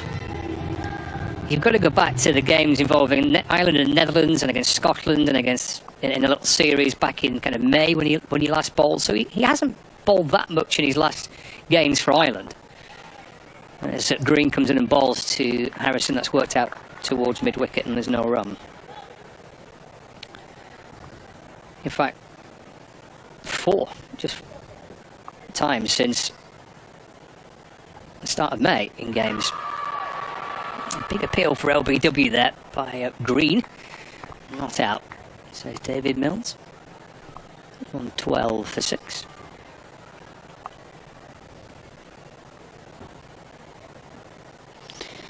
So he's saying he's better? Just saying he's not bowled that much. Which is interesting, isn't it?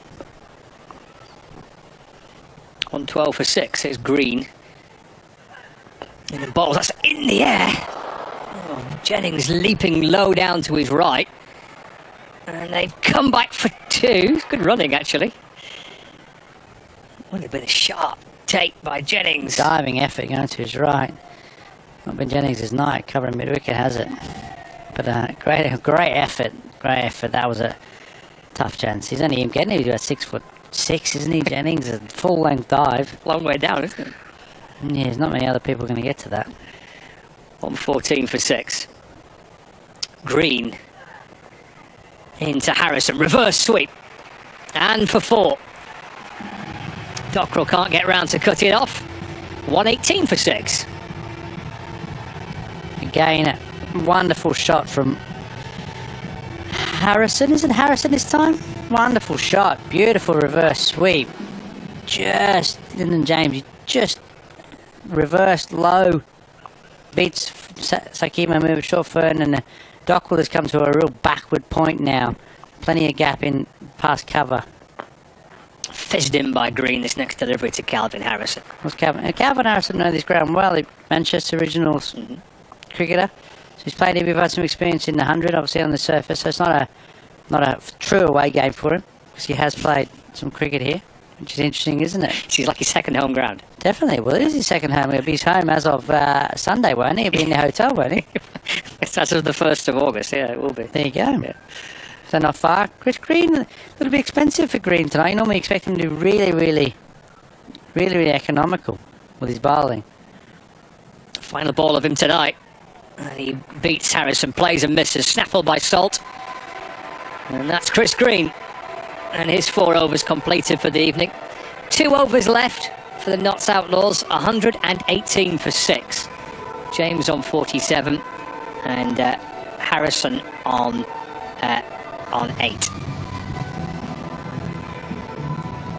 George Dockwell is an all-rounder, isn't he? But you would probably say he was a left-arm spinner, wouldn't you? Yeah, I would. I've said that, yeah. But I'm just saying he's not bowled much of late. Which is amazing to think. Yeah, was it the World Cup, his last international sort of cricket? Here's Luke Wood, penultimate over of the innings, full and wide. James gets it over extra cover. This might be 4, and that'll be a 50 if he gets to it. It is. Well, it's a really good effort in the context of the innings. His teammates appreciate it. It's a very gutsy, determined half century by Lyndon James. He's 51 not out, and the Notts Outlaws are 122 for 6 as we start the 19th over. Great shot. Has he played well, isn't he? Been a shining light in his batting order today. And then James 51 of 37 balls.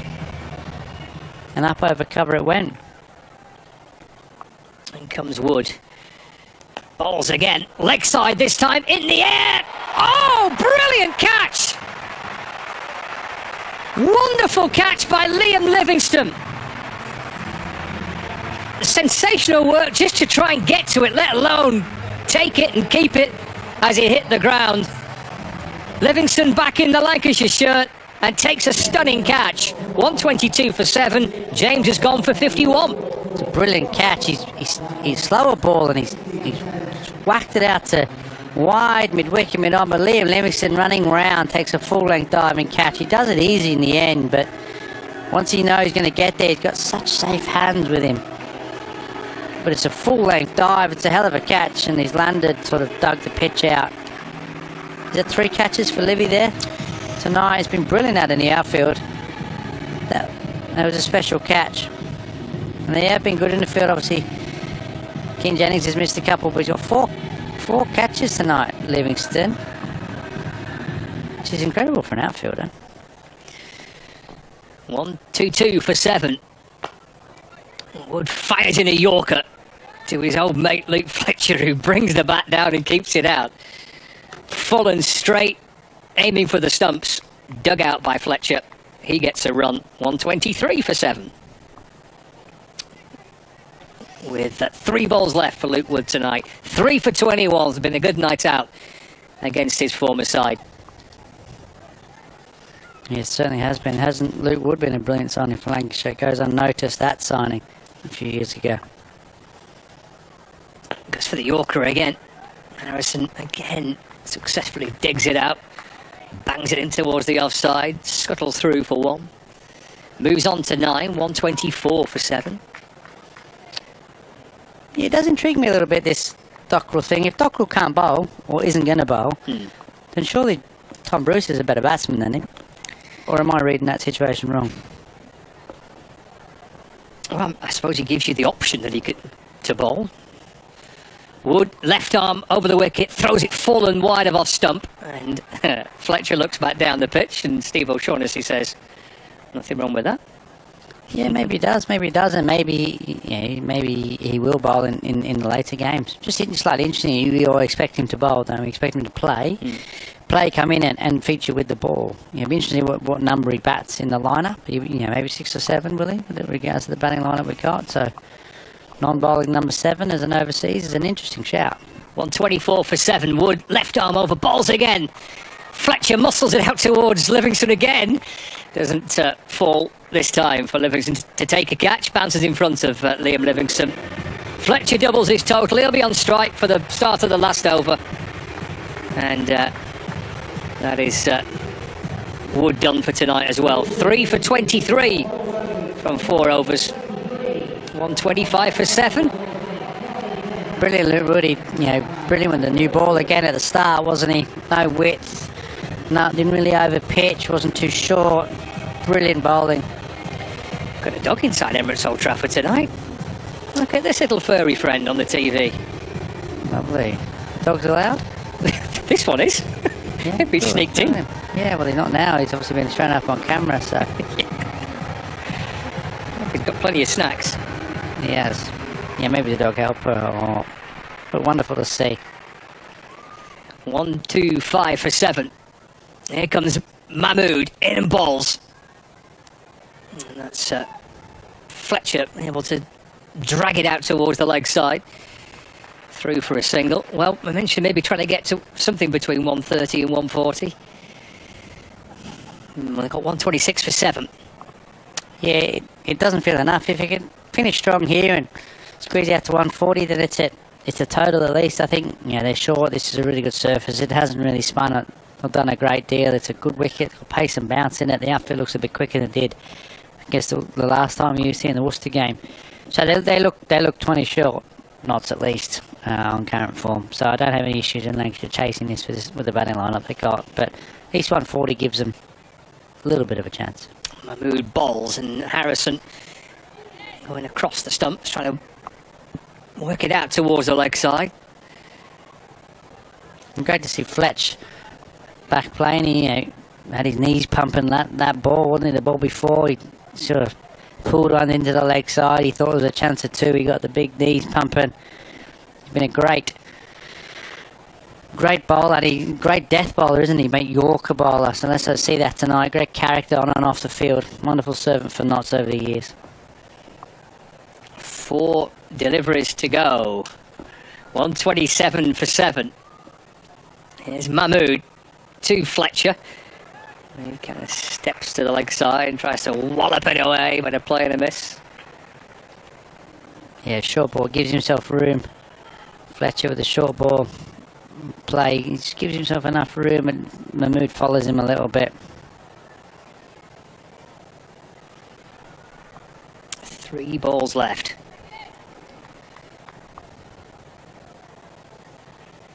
Fletcher on 3. Where is he finding a boundary here? Long on, deep mid-wicket, deep backward square leg on the leg side.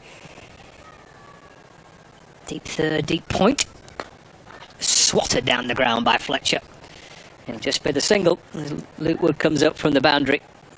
Fletcher to 4, 128 for 7. Yeah, this is good death bowling. Changes of pace, followed him a little bit, got under his feet there. It is good death bowling. And they bowled really well, the seamers tonight for Lancashire.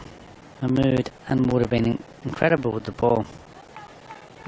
Wood 4 overs, 3 for 23. Mahmood 3.4 overs at 1 for 23 as it stands. Bowled really well, haven't they? Mahmood balls, and it's a swing and a miss from Harrison. Through it goes to the keeper. Not quite sure how it's not knocked over the off stump. Yes, looks like a change of pace. Slow ball. Harrison is trying to go across his stumps and go to the shorter side, the leg side boundary, which is a bit slightly shorter here. Emirates Old Trafford heading towards a point and the big party stand. But it's really good bowling, changes of pace. Final ball of the innings for the Notts Outlaws. 3 off the last over is not what they needed. No, it's been excellent from Mahmood. 128 for 7. It's down the leg side. They called a wide. Scampered through as well. Big Fletcher's running off. He's got a ball to go. He's not realised he's got a ball to go. He was halfway back to the dressing rooms. Got to walk back, not only a ball to go, he's got to face it. So 130 for 7 with the wide and the run. So he has to face it again. Looking over his left shoulder towards that leg side. Third man comes inside the ring. It's a deep point, there's a long off, and then 3 on the boundary on the leg side. 2 in front of the party stand and 1 at long on. Final delivery. It's Fletcher on strike.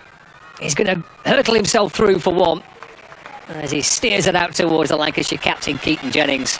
And they finish on 131 for 7. So 132 to win feels, and it still runs to get, but it feels like that should be well within Lancashire's range, Paul.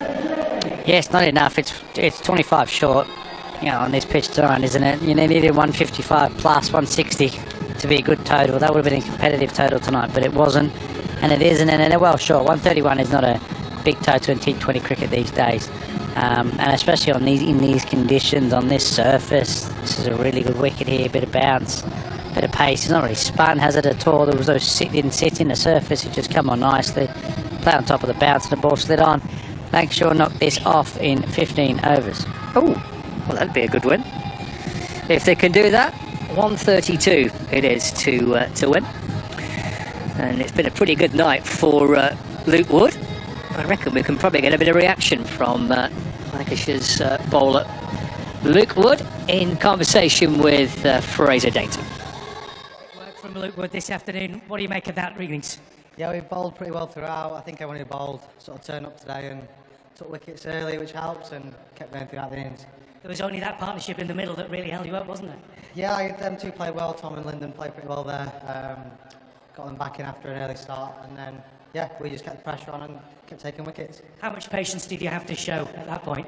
Yeah, I think you're never going to get them in clusters like that all through the innings, but we bowled well, stayed patient, and like I said, the rewards came. 3 for 23 for you. You've got to be happy with those figures? Yeah, I was just saying to lads, I ain't got a wicket in 3 games, so it's quite nice to put through on the board. I noticed you were getting a lot of love from some of the lads there. Say again? I noticed you were getting a lot of love from some of the lads there. Yeah, like I said, I've been on them before, but yeah, it's nice to put a good performance in.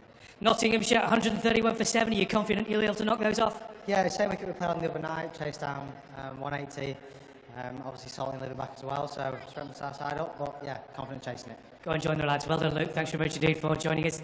Let's bring in Paul Shaw. What did he make of that? 131 for 7. Paul, is that a total that will be certainly within Lancashire's grasp, surely? Yeah, I would hope so. And with the power they've got in the lineup and the experience they've got in that lineup, I would expect them to chase that down. We know 160 plus is probably an average score here, so probably the Outlaws are just under par with that. But I mean, when you look at the power play, 4 wickets in the power play, they were struggling from that point onwards. The bowling unit of the Lightning, I thought, bowled superbly well. Lovely to see Wood and Mahmood bowl with real pace and accuracy on a quick bouncy pitch. That was fantastic. But also the spinners, I thought, bowled beautifully all the way through and collected wickets as they went through, and really well supported in the field by the fielding unit. So first half, what a great first half. I'm going to say, what about that catch from Liam Livingston at the back end there? He's come in a little bit rusty, he says, but my word, that was a catch and a half, wasn't it? Wish I was that rusty. He looks in really good nick, doesn't he? He looks fit, he looks like he can't wait to get involved in the action, chasing the ball down, diving around, taking catches like that. Bodes well for his batting innings. You've got to be confident. Yeah, I'm confident. We'll see. The run chase coming up very, very soon. But join us in just a moment or two. It's time for a bit of mascot mayhem.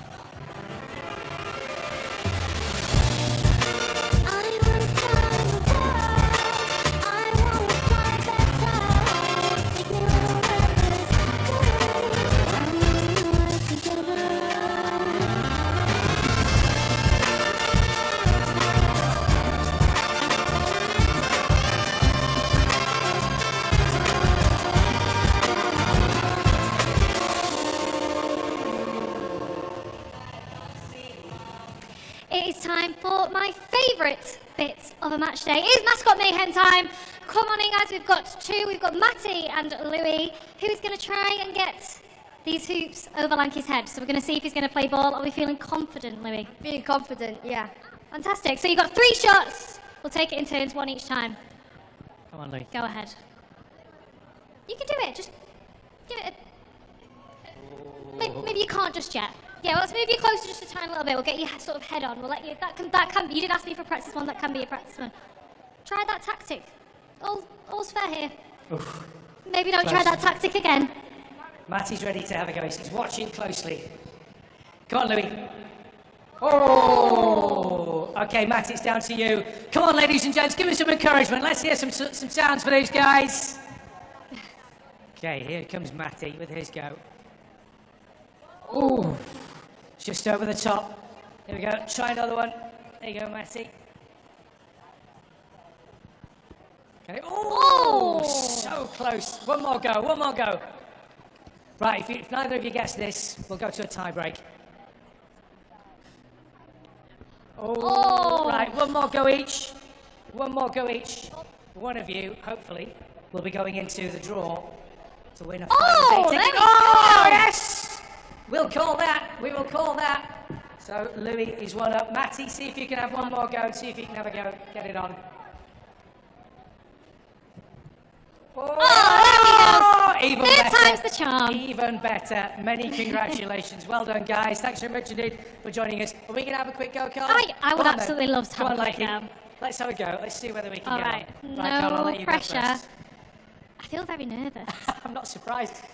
My life has led up to this. I need... Right. I know what I've got for Let's have next a go. time. Let's have a go. Oh, no, that was Oh, terrible, we wasn't both it? need to swap positions next time. Clearly, it's harder than it looks. Yes. Louis, Matty, thanks very much indeed for joining us. Well played, guys. Give it up for Louis and Matty, ladies and gents. Thank you. Welcome to Canada, Dubai. Here's your key. Thank you. Let me help you with the bags.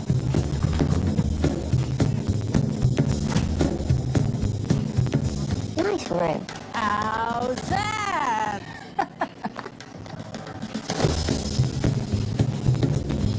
How's that?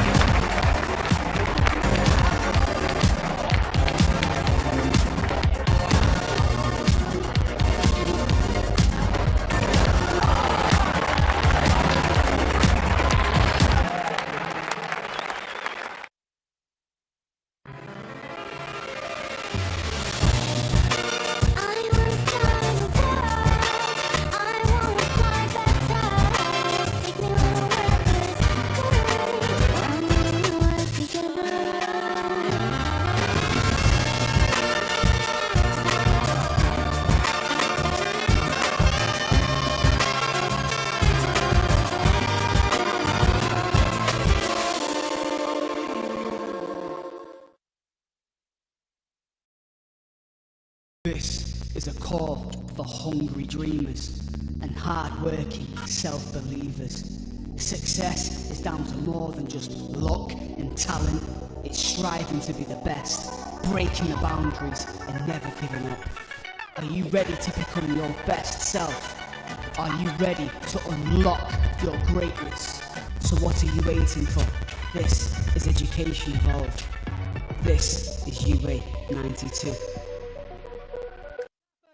Welcome the batters for the Lancashire Lightning.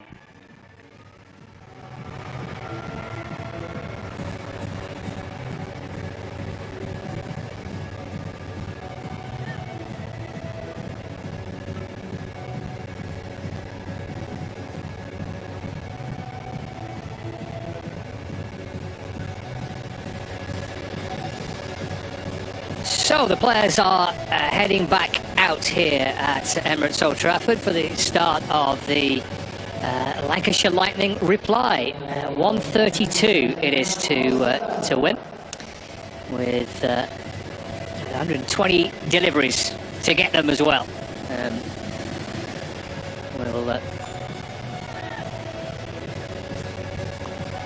Luke Wells and Phil opening the batting for Lancashire Lightning. So 132 is the target. And just a reminder that Lancashire Lightning get to 132 and win the game. Well, I mean, 1 point would be enough. But a victory here for Lancashire Lightning would absolutely, emphatically get them into the knockout stages of the quarter-finals. And then they'll take a look at what's happening tomorrow night in the Northants match. Because that could mean that Lancashire get a home quarter-final. But either way, if they win tonight and win Friday, then they're here for the knockout rounds anyway. First things first, 132 to win. And it's Ollie Stone to open up for the Notts Outlaws. And Phil Salt is on strike. And that's nudged out towards the leg side for a single. Scott Reed, Paul Halton and Paul Shaw, your commentary team. We'll hear from Paul Shaw a little later on. Paul Halton, from the Lancashire captain, is with us here up in the commentary box. 32 to win. Salt, Wells, Livingston is your top three. Not bad, is it? No, very good. Very good. It could be better. You know, Jennings could also open the batting. It's true, yeah. I think he's probably gone into 4 because he's a wonderful player of spin, and have you seen he had success for England in subcontinent? So that's why he's probably gone in at 4. Here comes Stone, bowls to Wells, flashed away down towards backward square leg. And Wells gets his first run too with that loss. Brilliant to see Ollie Stone running in. Yeah, we want him full head of steam, guys. Has played international cricket. Obviously, just listened to an interview from Ben Stokes. Exciting time to be a fast bowler for England. It certainly is, isn't it? Obviously, no Anderson, no Broad. The likes of Stone were wanting to get him, if he gets his game together, stays fit, and all of a sudden you'll be knocking on the door because there are plenty of spaces. Yeah, he's one of them. Stone in bowling. Run away by Salt. That's lovely timing. That'll rattle its way to the rope. Effortless, really, from Salt. First boundary of Lancashire Lightning's reply. 6 without loss. Yeah, lovely shot. Obviously, it's good pace and bounce, isn't it? But Salt, the first ball, he sort of just, was old school, get off me, gloved it into the leg side, and then a short ball again to Wells, he just tucked it round. But Salt just on top of the bounce, timing through backward point. It's interesting, isn't it, not to have a slip, a third man and a ring field in a traditional, whereas Lancashire employ the slip, the short third man, and that wide backward point, which that ball would have run to. Stone to Salt. Just drops it away towards the mid-wicket region.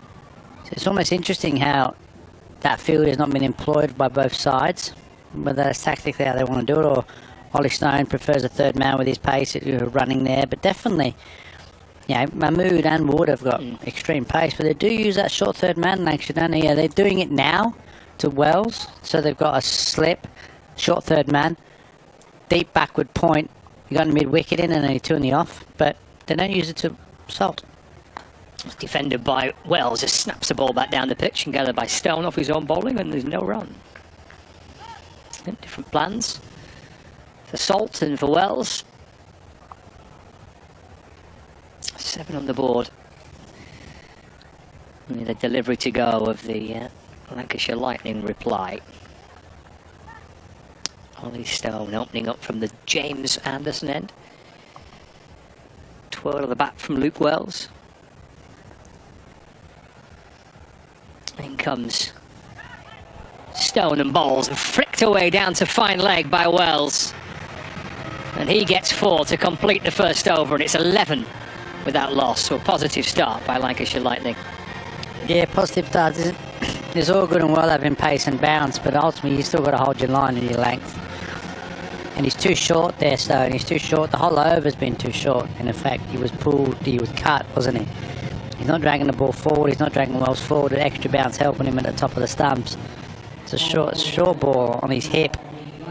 Fine leg up. Wells is more than capable of squeezing that over short fine leg, isn't he? He is. See some more pace. Left arm quick. Fazal Haq Faruqi. Into the attack from the Brian Statham end. He's got a bag of tricks for the Faruqi. He played for the Thunder in the Big Bash, didn't he? In the season, just gone really, really bustily. Short, but bustily. Can swing the ball back. He comes busting his way back in and bowls.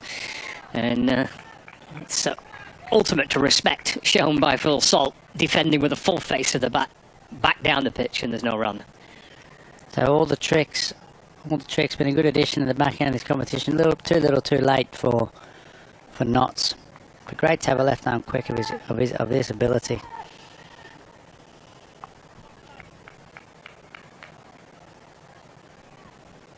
Interesting field he's using the Salt. Just as they change the field happens, he pushed a deep mid wicket. So a deep mid wicket, back a square leg, slip and a short third man. Everyone, 4 guys in the ring on the offside.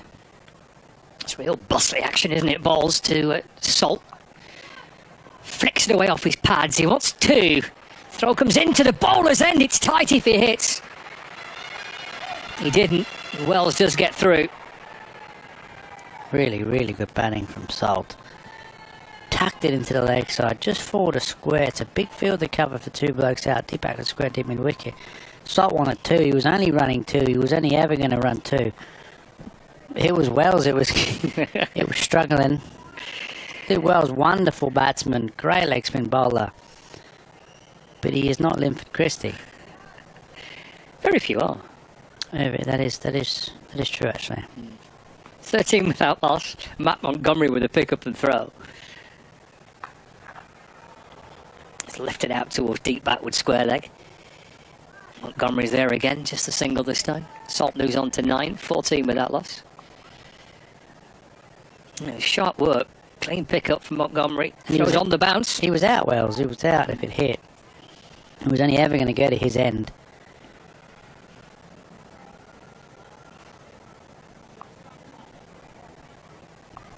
.14 without loss. Halfway through the second over. Wells on strike on 5. Tall left-hander.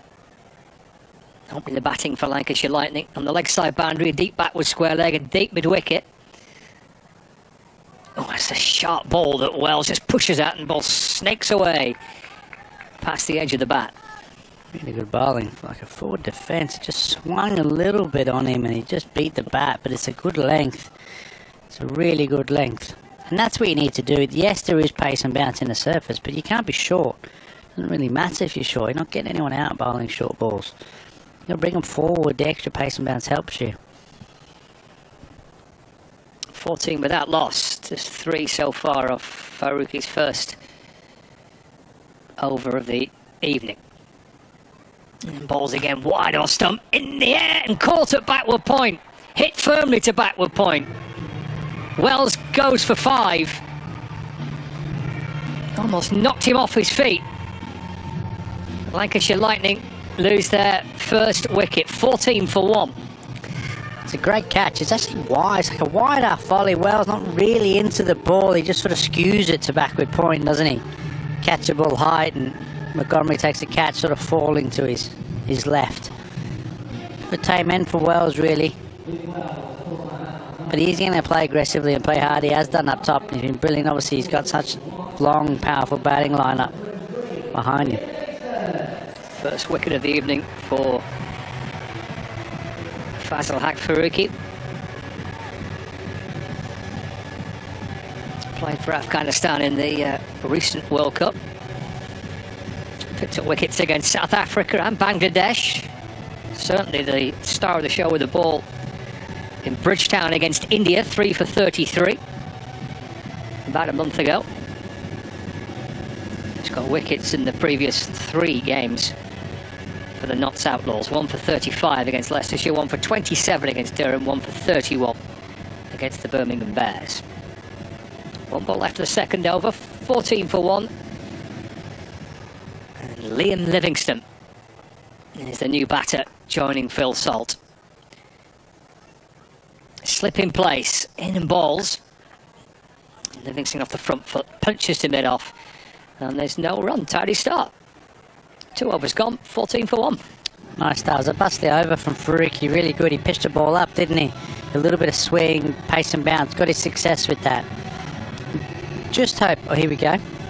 Just recap the qualification process. Lancashire's 1 point required to reach the quarterfinals tonight.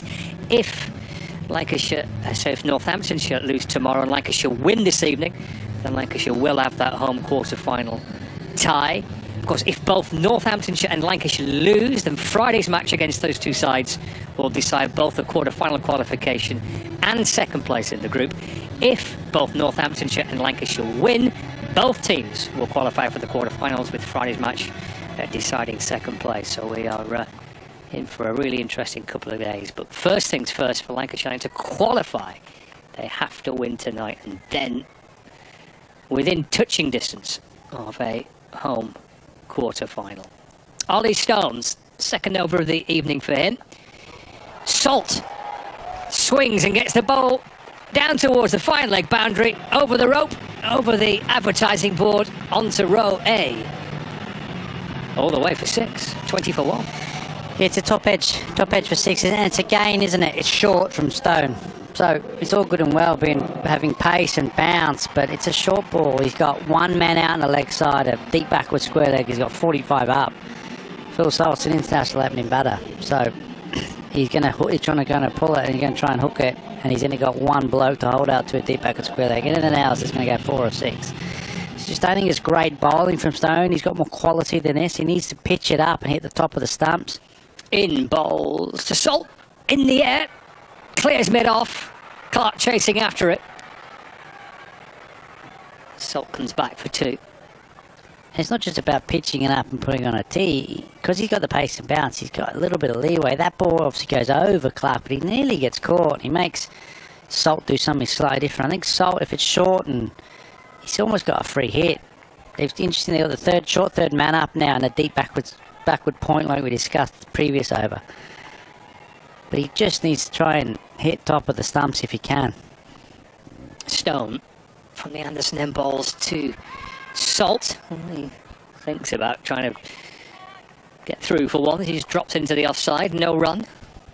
Like that, top of the stumps again. It was a change of pace as well. Couldn't you got extreme pace like Stone? You can do that, can't you?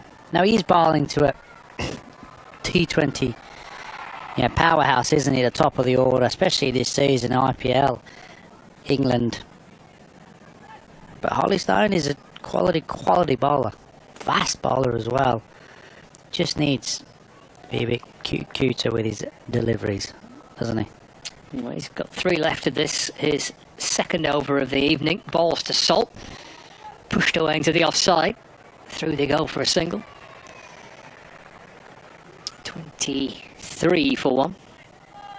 Game there. Stump line, slightly back of a length, and he just dropped it in to the offside. It's better bowling from Stone. Now he's got an opportunity here. Livingston, but face 1 delivery.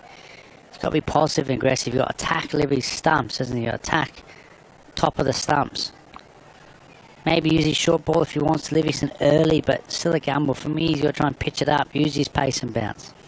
Yep, just one ball faced by Liam Livingston. Here comes Stone, balls to Livingston. Ball deflects down towards the third man boundary. No bat on that, will be a leg by. Still on 0. 24 for 1. Brings Salt back on strike. To England international, to England World Cup players batting together here.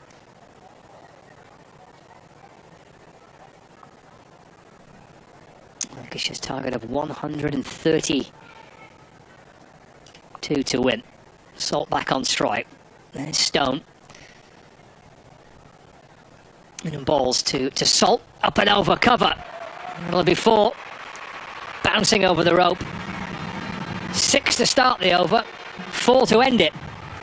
28 for 1. Brilliant batting from Salt, isn't he? He's looking almost he's a class above in this batting line. I mean, he's slightly over pitched. Didn't mind what Ollie Stone was trying to do. Obviously, he can't bowl short again. He's been pulled for 6, hasn't he? But he's just been clipped over. over cover for 4. It's really good batting. You haven't got the margin for error. He's real so small with Phil Salt, and that's what good players do. You almost have a pocket you can bowl in, but if you miss that short or full, they're going to really punish you. Really punish you. 22 to Salt from 11. 3 overs gone. Luke Fletcher for the first time tonight from the Brian Statham end. And Liam Livingstone on strike. Deep backward square leg and a deep mid wicket. Fletcher to Livingstone, shuffles down the pitch and flashes the ball away through the offside. Oh, he's managed to pick out the gap between the two fielders. Harrison and Montgomery out on the leg side boundary, and Livingstone gets underway with 4. And Lancashire Lightning to 32 for 1. He used his feet. Fletcher, slightly slower pace. Livy's just clipped it through the leg side. He timed incredibly well. He took everyone by surprise and beat the 2 fielders out of deep mid wicket and deep backward square leg. And he's definitely going to come hard here, Livingstone. It just shows how good a surface this is. Fletcher back to Livingstone. Off the back foot, trying to help it down towards fine leg. Score moves on to 33 for 1. Livingstone moves on to 5. It brings Phil Salt back on strike. Both these 2 batters here for Lancashire Lightning have had a busy few months, haven't they? They've been away at the IPL and then part of England's one-day squad against Pakistan and away with the World Cup as well. Had some start to the year, haven't they? And now ready for a domestic season in this country. This takes a single, Salt. Nudges the ball away to mid-wicket for 1. Moves on to 23 not out, 34 for 1. Bowling from Fletcher, no width is there. Again, what we talk about, top of the stumps. You're not going to come hard at him, but he is a clever bowler. He understands what he's trying to do. He knows what he's trying to do. You know, can bowl a really good Yorkers, bowl some good depth, but he's got good guile in his bowling. Yeah, he's a wily old fox, isn't he? Luke Fletcher. In again. Pulled. Great catch. No, put down. Harrison got hands to it. Livingstone maybe for a second thought he was gone. Pulled away out towards deep backward square leg. Livingstone took a stunner in the field for Lancashire Lightning earlier on tonight. Harrison almost doing for Livingstone here.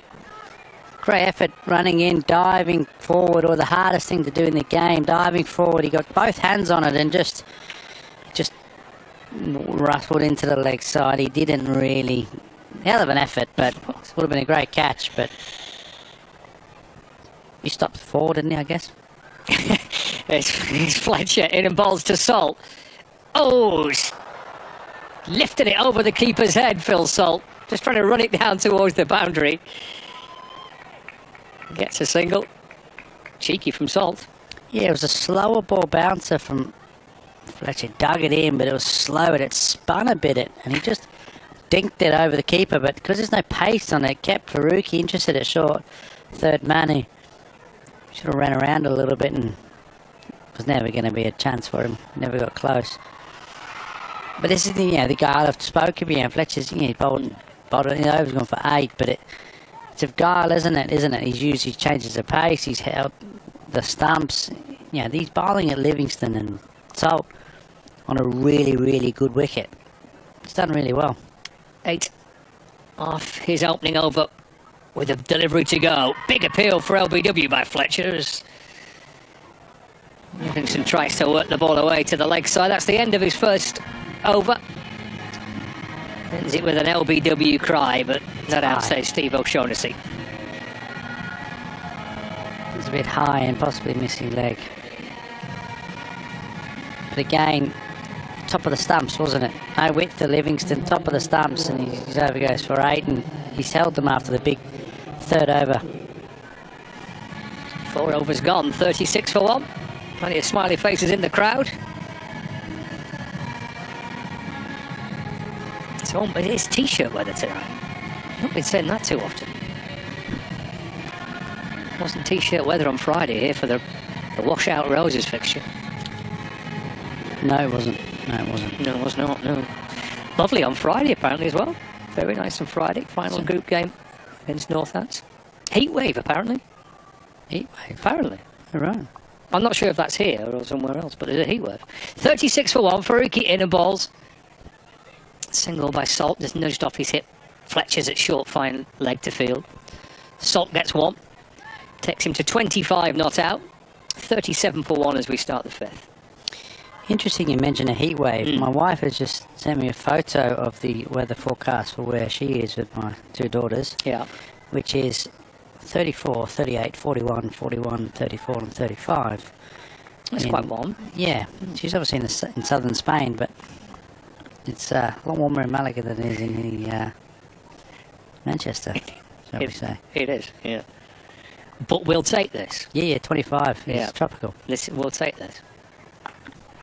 Dropped into the offside by Livingston. Through he goes for 1. Harrison with a pick up and throw towards the stumps. Score ticks along to 39 for 1. Correction, 38 for 1. Livingston on to 7. Brings Salt back on strike. And a great IPL, Phil Salt. Thick end of 400 runs.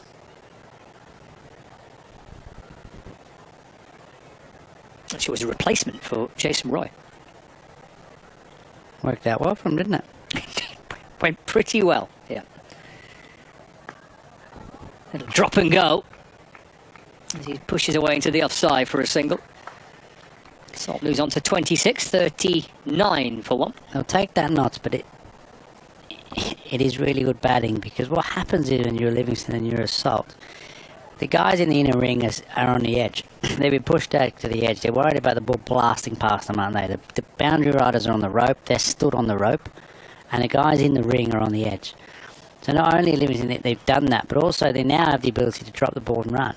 They're hitting the ball into cover or hitting the ball into backward point and just running, because everyone's 40 yards away. Livingston just pulls it gently away towards the leg side for 1 run. Created that through obviously their power and their stroke play and their intent to start.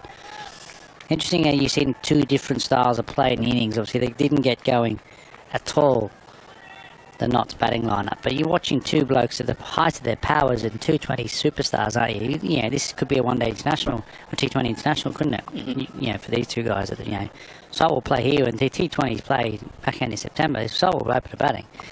So you're watching them play, and the intent is amazing. Driven away. Gomery does well to stop it. It's short 3rd man, no run. But Faruqi again, really good, isn't he? His left arm, he's got a little bit something different, brings the ball back, he bustles in. He's not left the stumps at all, really. He's held his lines well, his length's been fuller, so he's coming in from Stone's End now, he's bowling a bit fuller. He's bowled one, you know, nearly 2 overs, 1 for 7. Good stats when they're 40 for 1. Faruqi in and balls, just dropped a little short, pulled away by by Phil Salt rather, out towards the leg side boundary for a single. 5 overs gone. Safe to say, Paul Horton, Lancashire Lightning are nicely in control. Yeah, they are. You know, they're always going to come hard and be powerful at the top, haven't they? Their batting order is powerful, and they've done really well. They're going to knock this off comfortably, like I mentioned previously in the break. These guys are going to keep playing powerfully, and they're going to, yeah, it's under, what do they need now? 90 odd runs for victory, so it's a comfortable game for Lancashire. They were really good with the ball, showed their class with the ball, and they will knock off this total comfortably and a few wickets down and show the difference in class and golf in sides. Take them to so it'll take to Friday night. It'll be El Scorchio here, Friday night, Old Trafford, won't it? 25. We'll both come in with real tans. We might need our sunglasses on behind the glasses here, Scott, so get your sunglasses ready for Friday night. There's Fletcher to Salt, cracked away, beats the infield, and all the way for 4. A ring of 5 fielders on the offside inside the circle. Salt's found a gap. He moves to 31, 45 for 1. It's unlucky. He just rolled his fingers over. Fletcher just sat up a little bit and Salt got on top of it and found the gap. He's unlucky with his bowling. It's great play from Salt. Really good batting. And obviously we'll watch a shootout, won't we, for second place? Yeah, Northampton got to get over Birmingham. They have to win, yeah. Which is a tough finish. They're playing the best two teams in the competition, aren't they? Can they get over Birmingham on their own patch? Well, if they can, then it takes it down to Friday for that home quarter-final. Fletcher in and balls. Dropped away by Salt. And Livingston's running towards the keeper's end. Again, another tight single, but they've got through for one. Throw coming in. Again, really good batting in from Salt. 4 ball before. Good ball from Fletcher. He just dropped it and run for a single. Made Livy get on his bike and get down. Salt looks incredible shape at the moment. Physical shape, batting really good. And just on there, we noticed that we were discussing that Northampton got a game in hand. They're at 4th place on 14. Fletcher in, slow ball, swung away in the air, bouncing in front awkwardly for Calvin Harrison. His ball bounced and spun to his left, but he stops it. They get through for a single, 47 for 1. Again, slight chance, but just not enough for Calvin Harrison out there. But haven't Leicester snuck up on the blind side a little bit in recent... Outperforming, 6 wins, they're in 3rd place, 1 game to go. They're going to get a quarter-final spot. I presume if they win their last game, they'll get a quarter-final spot. So another quarter-final for Leicester. You're sort of unrecognisable, you're changing. It's hard for these sides. Not a test match ground, is it? Doesn't have the Salts and the Livingstons coming back to their lineup. Short, hammered away, all the way for 6. Out towards the point boundary, in front of the temporary stand. Salt brings up the 50 for Lancashire Lightning, 53 for 1. Wow, what a shot that is. It's short and wide. It's nothing that you want to bowl, ultimately. And he has just cut it for 6. 70 metres out to the point, out to the party stand, which is nothing at the moment. It's just a empty block of... He's just clubbed it. The power he's got, really, really, really good. Really powerful. You see why he's doing so well at home T20 cricket. Goes again. Might be 6 more. You bet it is. Lanky take the catch. Lanky does the fielding. Successive 6s for Salt. Eyeing up a quick fire 50 here. 44 not out, 59 for 1. Oh, it's incredible batting. It really is incredible batting. He's set up in that power position. He just slaps it over the offside for 6. It's incredible batting. You see why he's opening the batting for England T20 cricket, and we did so well in our IPL. Wow. 59 for 1. Final ball of the power play. And that comes back in towards Salt and is dropped into the offside, and Fletcher picks it up and says, thank goodness that's done. 4, 1, 1, 6, 6 and a dot. End of the 6th over. Salt's on 44. Lancashire Lightning 59 for 1. Target of 132 to win, and it's the 2 England boys batting together here. And Salt in particular powering Lancashire into a commanding position, well on course for victory. Yeah, and it is incredible batting, isn't it? It's incredible power is what you're seeing here from Salt. Obviously, you come in tonight, there's a really good crowd, I think, for a Wednesday night. Back into this competition. Lank's already qualified. Can they get a home tie? No game here in the Roses. Great crowd in, and you're going to be seeing a bit of a spectacle, aren't you? Salt's 44 off 22, striking the ball at 200, and he is smacking them, isn't he? Smacking them. It's only one way of describing it. It's like just smacks over back the point. I can't say it any differently, if I'm really honest with you. I just can't. It's a fair old wallop, isn't it? Right, power play done. Spin coming into the attack. Calvin Harrison from the James Anderson end. And Liam Livingston, maybe just enjoying the show. Nudges the ball away to the leg side, takes a single, gets up the other end. Best seat in the house for Livingston. Watching Phil Salt at the minute, 44 not out. Lancashire Lightning 60 for 1. Boundary runs on the leg side, heels almost touching the rope. Salt takes a single through mid-off. 62 for 1. Moves on to 45 not out.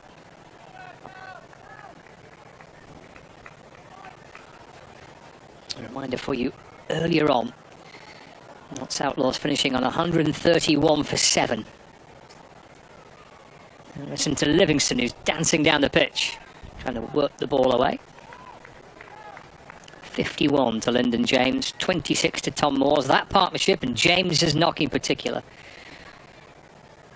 a recovery of some sort for the Notts Outlaws, but 131 for 7. 3 wickets for Luke Wood, 3 for 23. Livingston hammers it for 6 down long on. Enough of watching the Salt show. Livingston fancies getting involved. He moves to 16, 67 for 1. There is a gap straight, isn't there? Mid-off is really wide, mid-on slightly straighter, but the gap straight is really big, and Livy just sort of had enough, gave himself some room and powered it straight. He knows he's got a lot of room to work with straight.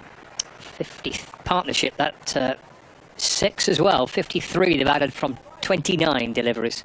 You hit the ball for 6 anyway, you got a lot of room either way, it doesn't really matter, but he's got a lot of room to work with. Interesting field change, he's obviously got a mid-wicket coming in, short mid-wicket cover, no backward point.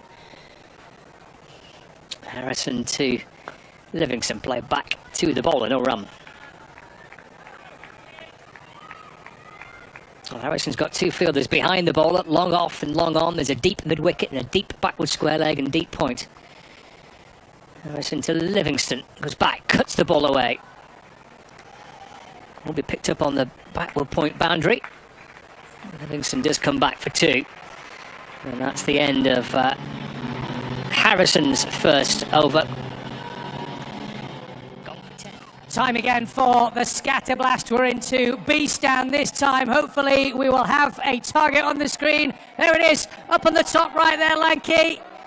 Off you go, fella over there in the blue top. There we go, straight away. There we go. Hey! Okay, next one. Who wants another? Hands up if you want another. Come on, throw it in for us, Lanky. Get it in there. There we go. Well done, mate. Who wants one more? There we go.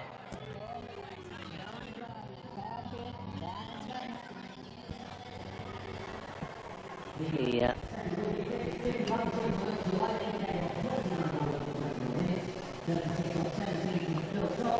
69 for 1. 7 overs gone.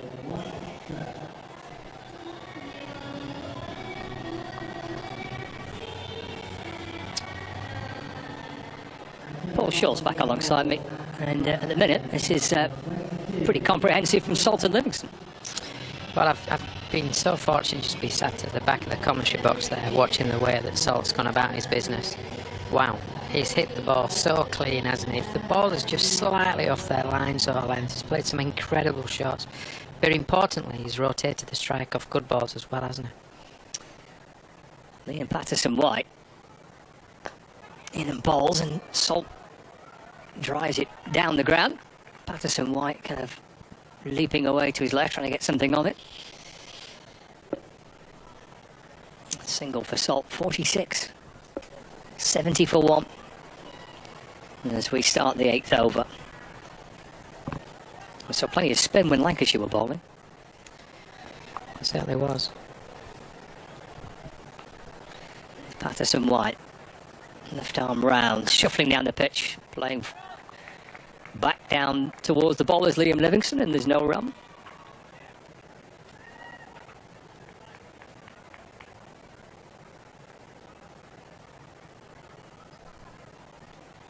And bowls again, cut away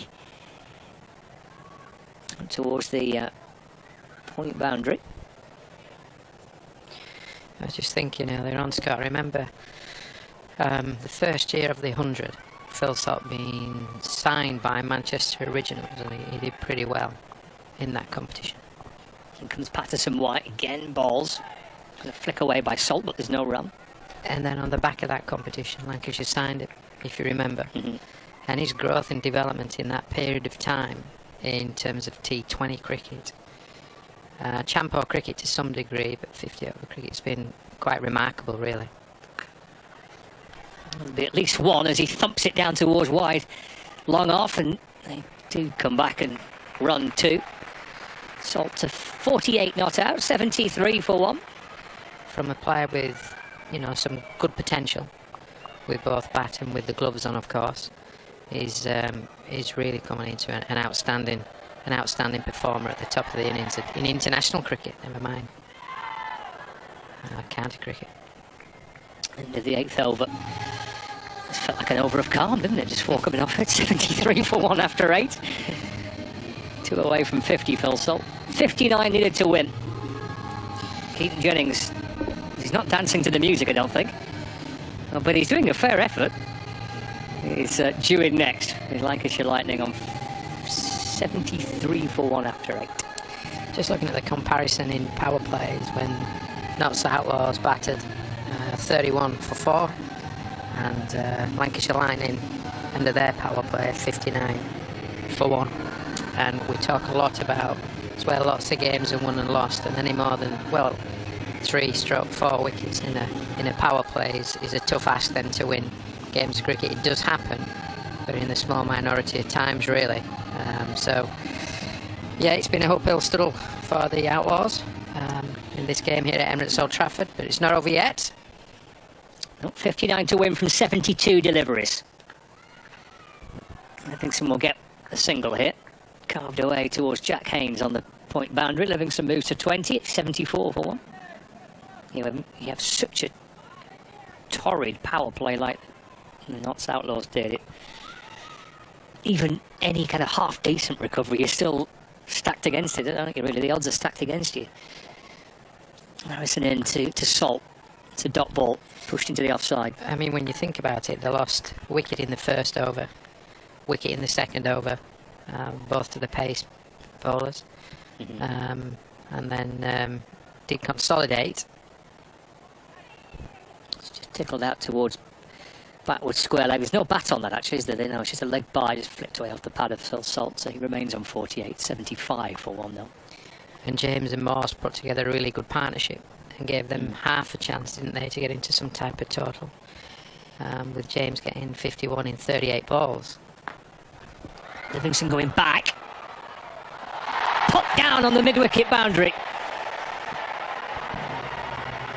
Livingston with a lifeline. Muscled out towards deep mid-wicket. Should have gone. It was fumbled. Livingston survives.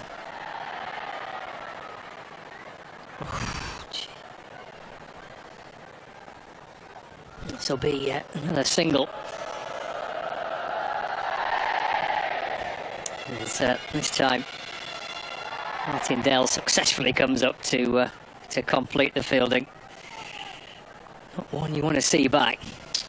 No, I think that drop catch might just keep him up this evening, Scott. Well, he might have another chance here. Oh, has he cleared him? Oh, he's cleared him. 6 for Livingston. Out towards that deep mid-wicket boundary. Watch out in the stands, and watch out if you're on the edge of the boundary. Part of the security team tonight. The ball could be hurtling in your direction. 6 for Livingston to end the 9th, 83 for 1. Yeah, Livingston just gives himself a really good base. Hits the ball under his eyes, full backswing, long levers, makes a great connection with that ball, and clears the ropes by some distance. And 1 or 2 fans enjoying the ball striking this evening. It's great actually, Scott, as I've walked around the ground, to see so many families in here tonight. So many children, girls, boys, grandparents, aunties, uncles, mums and dads, full families. It's absolutely fantastic that they're here this evening and seeing the ball striking of both Salt and Livingston. Yep, an international flair to this T20 Blast fixture. And here's a half century for one of the best in the business at the minute, Phil Salt. First game of the season for Lancashire Lightning. England's opener in T20 cricket. Starts with a 50 for Lightning here at Emirates Old Trafford. 84 for 1 now. 50 in just 31 balls. He's shown his class, he's shown his power, and he's also his tactical prowess by keep rotating strikes on good balls too. Patterson White to Liam Livingston, scooped out through the leg side just for 1. Really is a tremendous T20 in, isn't it, from Salt? It showed his international class. Yeah, he's played so well this evening, and I'm sure the Lancashire faithful have been really appreciative of the knock this evening. It's been absolutely top draw. 3 6s, 3 4s for Salt, who, to back up the point that Paul Shaw was just making, he's quite content to knock it through mid-off and just jog through for one and keeps things rotating and ticking along quite nicely. I actually think that's a big development in his game. Clearly his ball striking is getting better and better and better. But actually, sometimes he used to try and hit a large percentage of balls, or try maybe overhit every now and then. But the good balls now is rotating for one, so the scoreboard, even in pressure situations perceivably, the scoreboard is still ticking. So he's playing really well. Patterson White to Liam Livingston. That's carved away through the offside. He's going to get a bit tonight. Here's young Martindale. He put Livingston down. Thankfully the party stand's closed. If the party stand was open. Oh.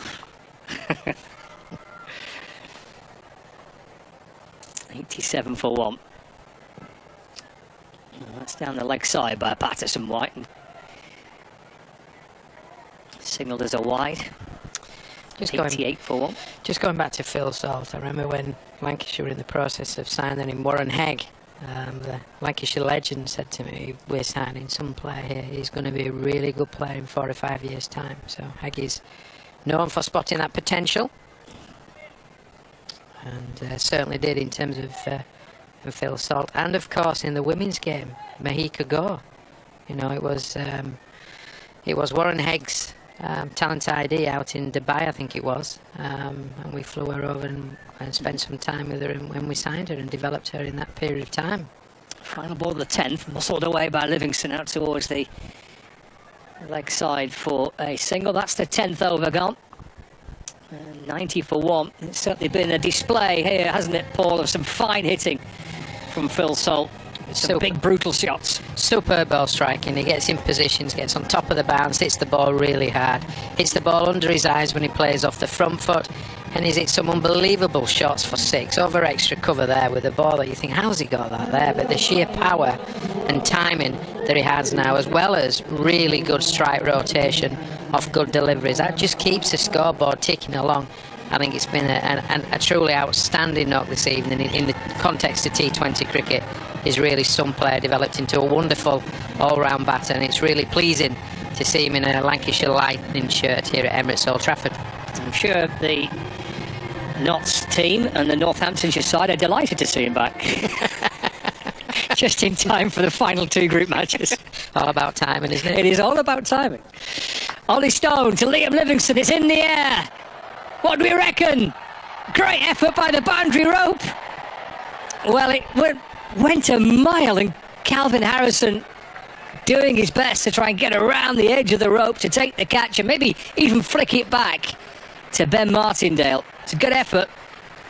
He saved a 6, I reckon. Could have taken the catch. Oh, it's an outstanding bit of work from Harrison. Outstanding. Oh, what a wonderful bit of fielding. We're just working out actually whether that's gone for, I think it's gone for 4, is it? Looked like he did touch the rope, but it's difficult for Harrison to know for certain, isn't it? Yeah. Whether he released the ball or whether he was still on the rope. So just a 2. Stone balls again. Wraps Livingston on the wrist, or on the glove. Takes his bottom hand off the bat. 93 for 1. 33 to Livingston. Salt's back on strike. He's been the star of the show with the bat for Lancashire Lightning.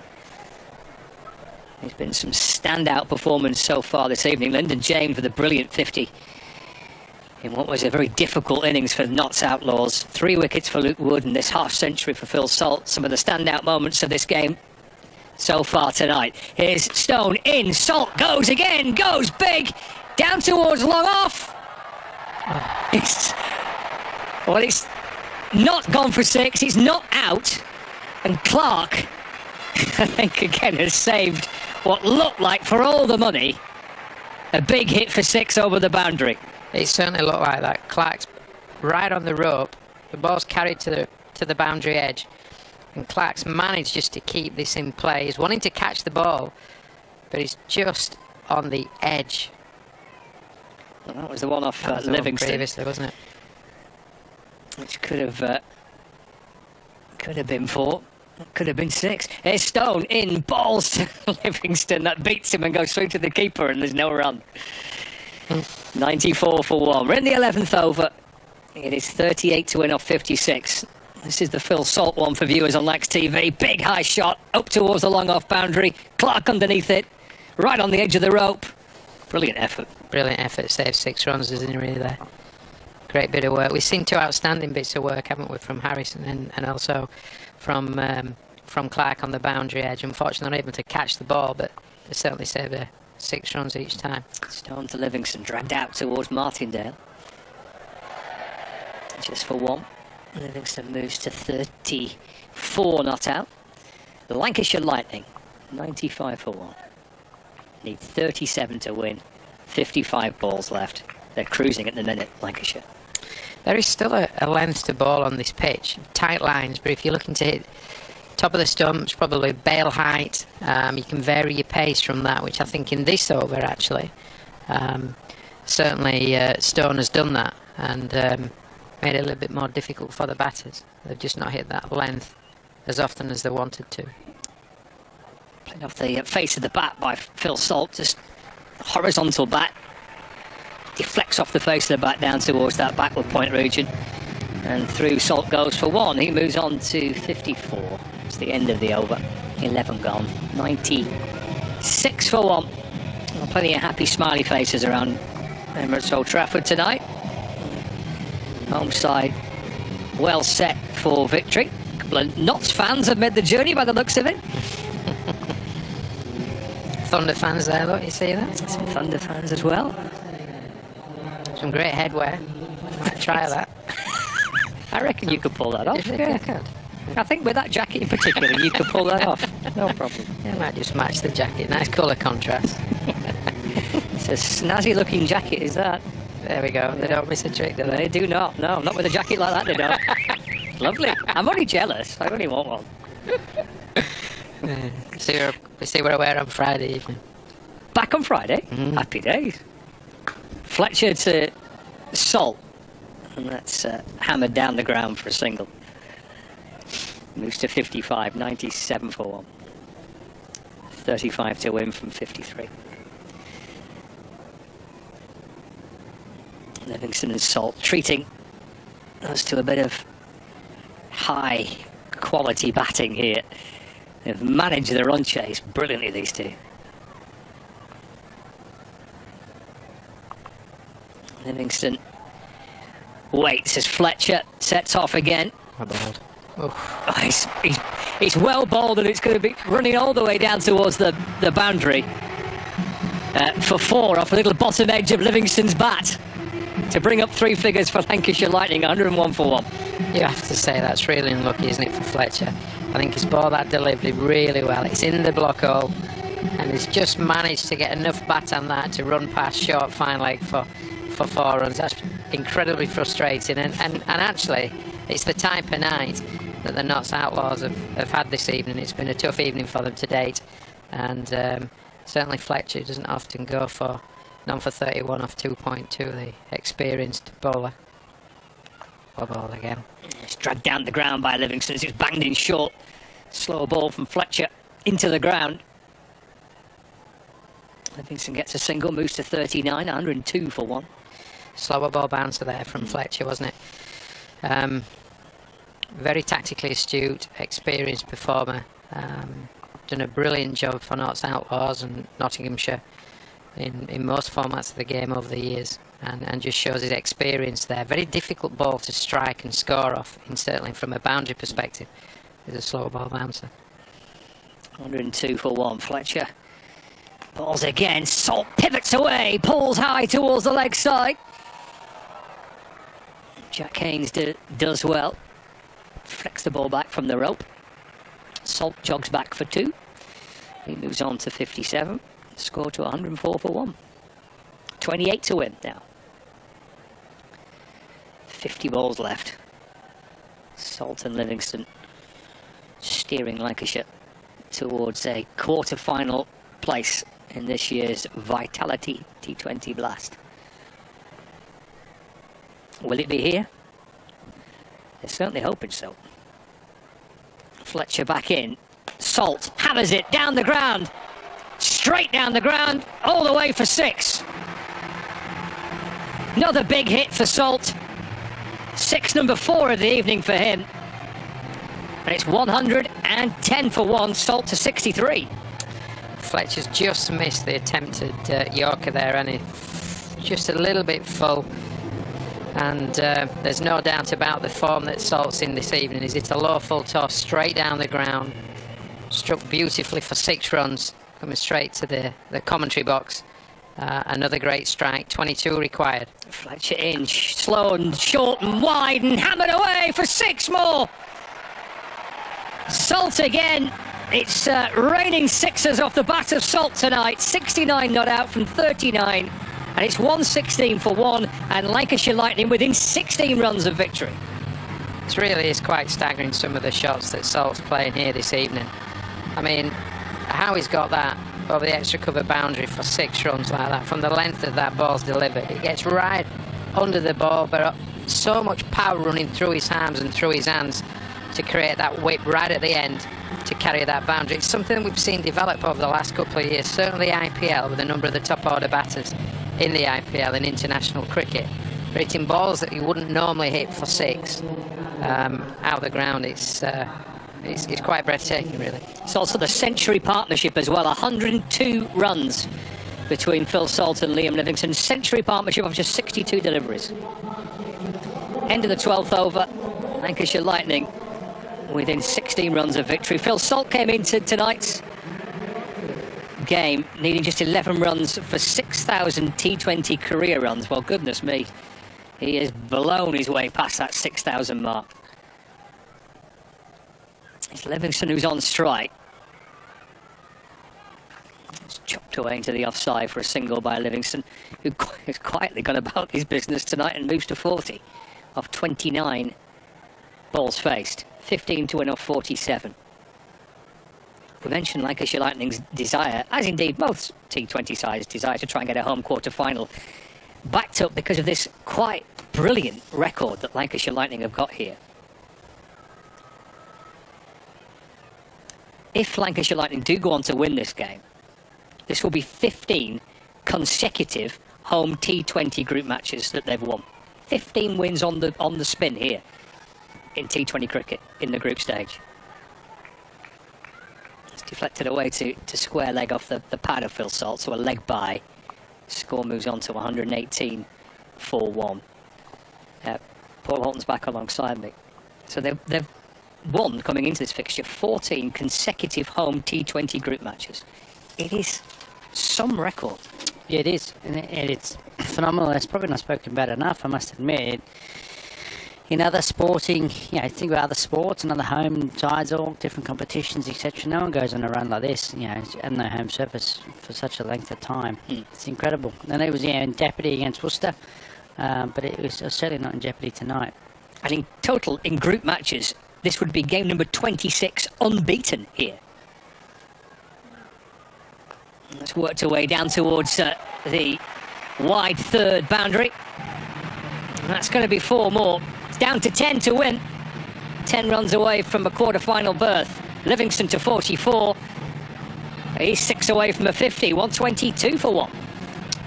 There's not a lot Notts can do about this. This has been an onslaught by 2 international cricketers who've come back into their sides after World Cups, both having a break, and they're playing a different power game against a side that is second bottom in competition, has only won 2. It's really struggling for form and thought processes and luck, all of them things. He needs 6 for a 50. Taps the ball away into the offside and gets a single instead, and moves to within 5 of reaching a half century. Liam Livingstone, 1, 2, 3 for 1. 9 to win from 44 deliveries. And I'm disappointed that I said 15 overs, didn't I, which you giggled at. And they've done it inside. I don't think I giggled. Did you not giggle? What did you say? I think I said that will be a pretty impressive night. And I'm sorry, I'm going to miss out on it. They're going to do it in 14. This would be win number 150 in T20 cricket, the first team to reach 150 T20 victories since the competition was launched as well. They've only won it once. It's worked off the hit by Phil Salt down towards short fine leg where Fletcher fields. Through they go for a single. 8 to win now. 124 for 1. Brings Livingston back on strike. Be interesting to see the last time an overseas cricketer made a debut and didn't bowl or bat in a game. You might get a batter that doesn't bat, I guess. Clearly doesn't bowl. George Dockrell just come to field. Brilliant. What gig that is. Carved away by Livingston out towards the deep point boundary for a single. Moves on to 46. 125 for 1. 13 overs gone. 7 needed to win. And the T20 Blast Anthem is having its first run out of the evening, which tends to suggest the DJ reckons Lancashire might win in the next over, just to make sure we get the song in. But everybody having a sing song tonight. Will they be singing on Friday night as well, and making it back-to-back home wins, making it yet another. Even the dogs having a go. Our little furry friend down there has enjoyed a night out at Emirates Old Trafford. Right, 7 to win. Who's on strike here? Liam Livingston needs 4 for a 50. 125 for 1. We're going to see some spin from Liam Patterson-White from the Brian Statham end. Will this be the last over of the match? Livingston's down the pitch, trying to force the ball away. Little bottom edge, it bounces out towards Clark at short mid-wicket, and there's no run. Again, he's done well, Liam Patterson-White, hasn't he? Looked okay with the bat. He's bowled 2 overs for 11. And the side's 125 for 1 off 13. If you bowled 2 overs for 11, you've done well. Really well. Swinging again is Liam Livingston. The ball balloons over the keeper. No bat. Been given as a bye. 6 to win. Faruqi as well, 3 overs, 1 for 16. Really good bowling. Get off 5s when the side's going at 10s. It's a bit easy, the others are going at 15s, doesn't it? But you've done really well, haven't you? Faruqi, you've done really well. Liam Patterson-White. Who's in and bowling to Salt. Has he just nicked that through? He has. And Salt has to go for 70. Caught behind by Tom Moores off Liam Patterson-White. And that brings together what has been a match-winning partnership between Lancashire's 2 England internationals, Phil Salt and Liam Livingston. Salt departs, caught behind. Brilliant innings comes to an end, and well done Liam Patterson-White, get on the board with a wicket, well deserved. 2.3 overs, 1 for 11. Great spell of left arm spin in this onslaught. 2 international cricketers. You've got to give the guy some credit. He's done really well in this onslaught from Lancs, hasn't he? But Phil Salt, 70 off 41, incredibly destructive. You saw why he batted the opens of batting for his country, and you saw why he was sought after in the IPL. After being a reserve come in, he'll certainly go for a fair whack in the next time his name gets put up on an auction board, let me tell you. So he'll be certainly looking to Phil Salt to be buying the coffees or something of stronger ilk when you see him at the bar. He'll certainly need some financial advice on the back of next round's IPL auction. But well done Liam Patterson-White, brilliant, 1 for 11. Like I mentioned previously, a green shoot in the Notts T20 campaign. Yes, they're a side in transition. This is a young guy's come into the side. His first game was the return fixture. He came in, he did well in that fixture, and he's done well tonight. Keith Jennings, the Lancashire skipper's there. And just carefully, cautiously goes across and defends and just dabs the ball back down the pitch. And Lancashire Lightning still within 6 of victory. 126 for 2, in and balls. Jennings off the front foot, trying to force the ball away. And just bounces back down the pitch. Again, there is no run, so tidy over this from Patterson-White. Final ball of it. Left arm round, balls. Dragged away behind square on the leg side, gets underneath Fletcher's body, and Jennings will come back for 2, leaving Lancashire 4 required to win this match. Livingston needing 4 for a 50. And he has a chance of doing just that. 4 required. On 28 for 2. Well, it has gone into the 15th over, so that's a positive. And Patterson White been really good, but Notts just want this campaign to finish, don't they? They want it over. Yeah, they want to look a really, really low team at the moment. What I did find interesting before, Liam Livingston obviously struggling with some cramp and needed some refreshment, didn't he? A drink of substance, banana, potential hydrolyte. And a squad of 16, we couldn't find a 12th man to run it on, so someone in a blue physio kit ran it on. It's strange, isn't it? You've got 5 blokes in the squad, but obviously none of them can make it out to the centre. Did find that interesting. Livingston 4 away. The umpires, actually. Oh. 4 from 50, 4 to win. Faruqian and balls. This defender by Livingston just jabbed the ball out towards the leg side. Picked up by Ollie Stone at mid-on. And there's no run.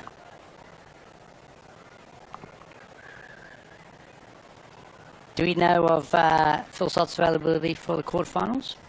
Well, it's right in the middle of these one-day internationals, I think, isn't it? Doesn't know then. That's pretty emphatic now.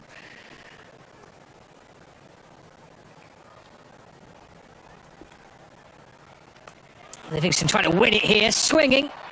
Flies over short third. Doesn't reach the boundary.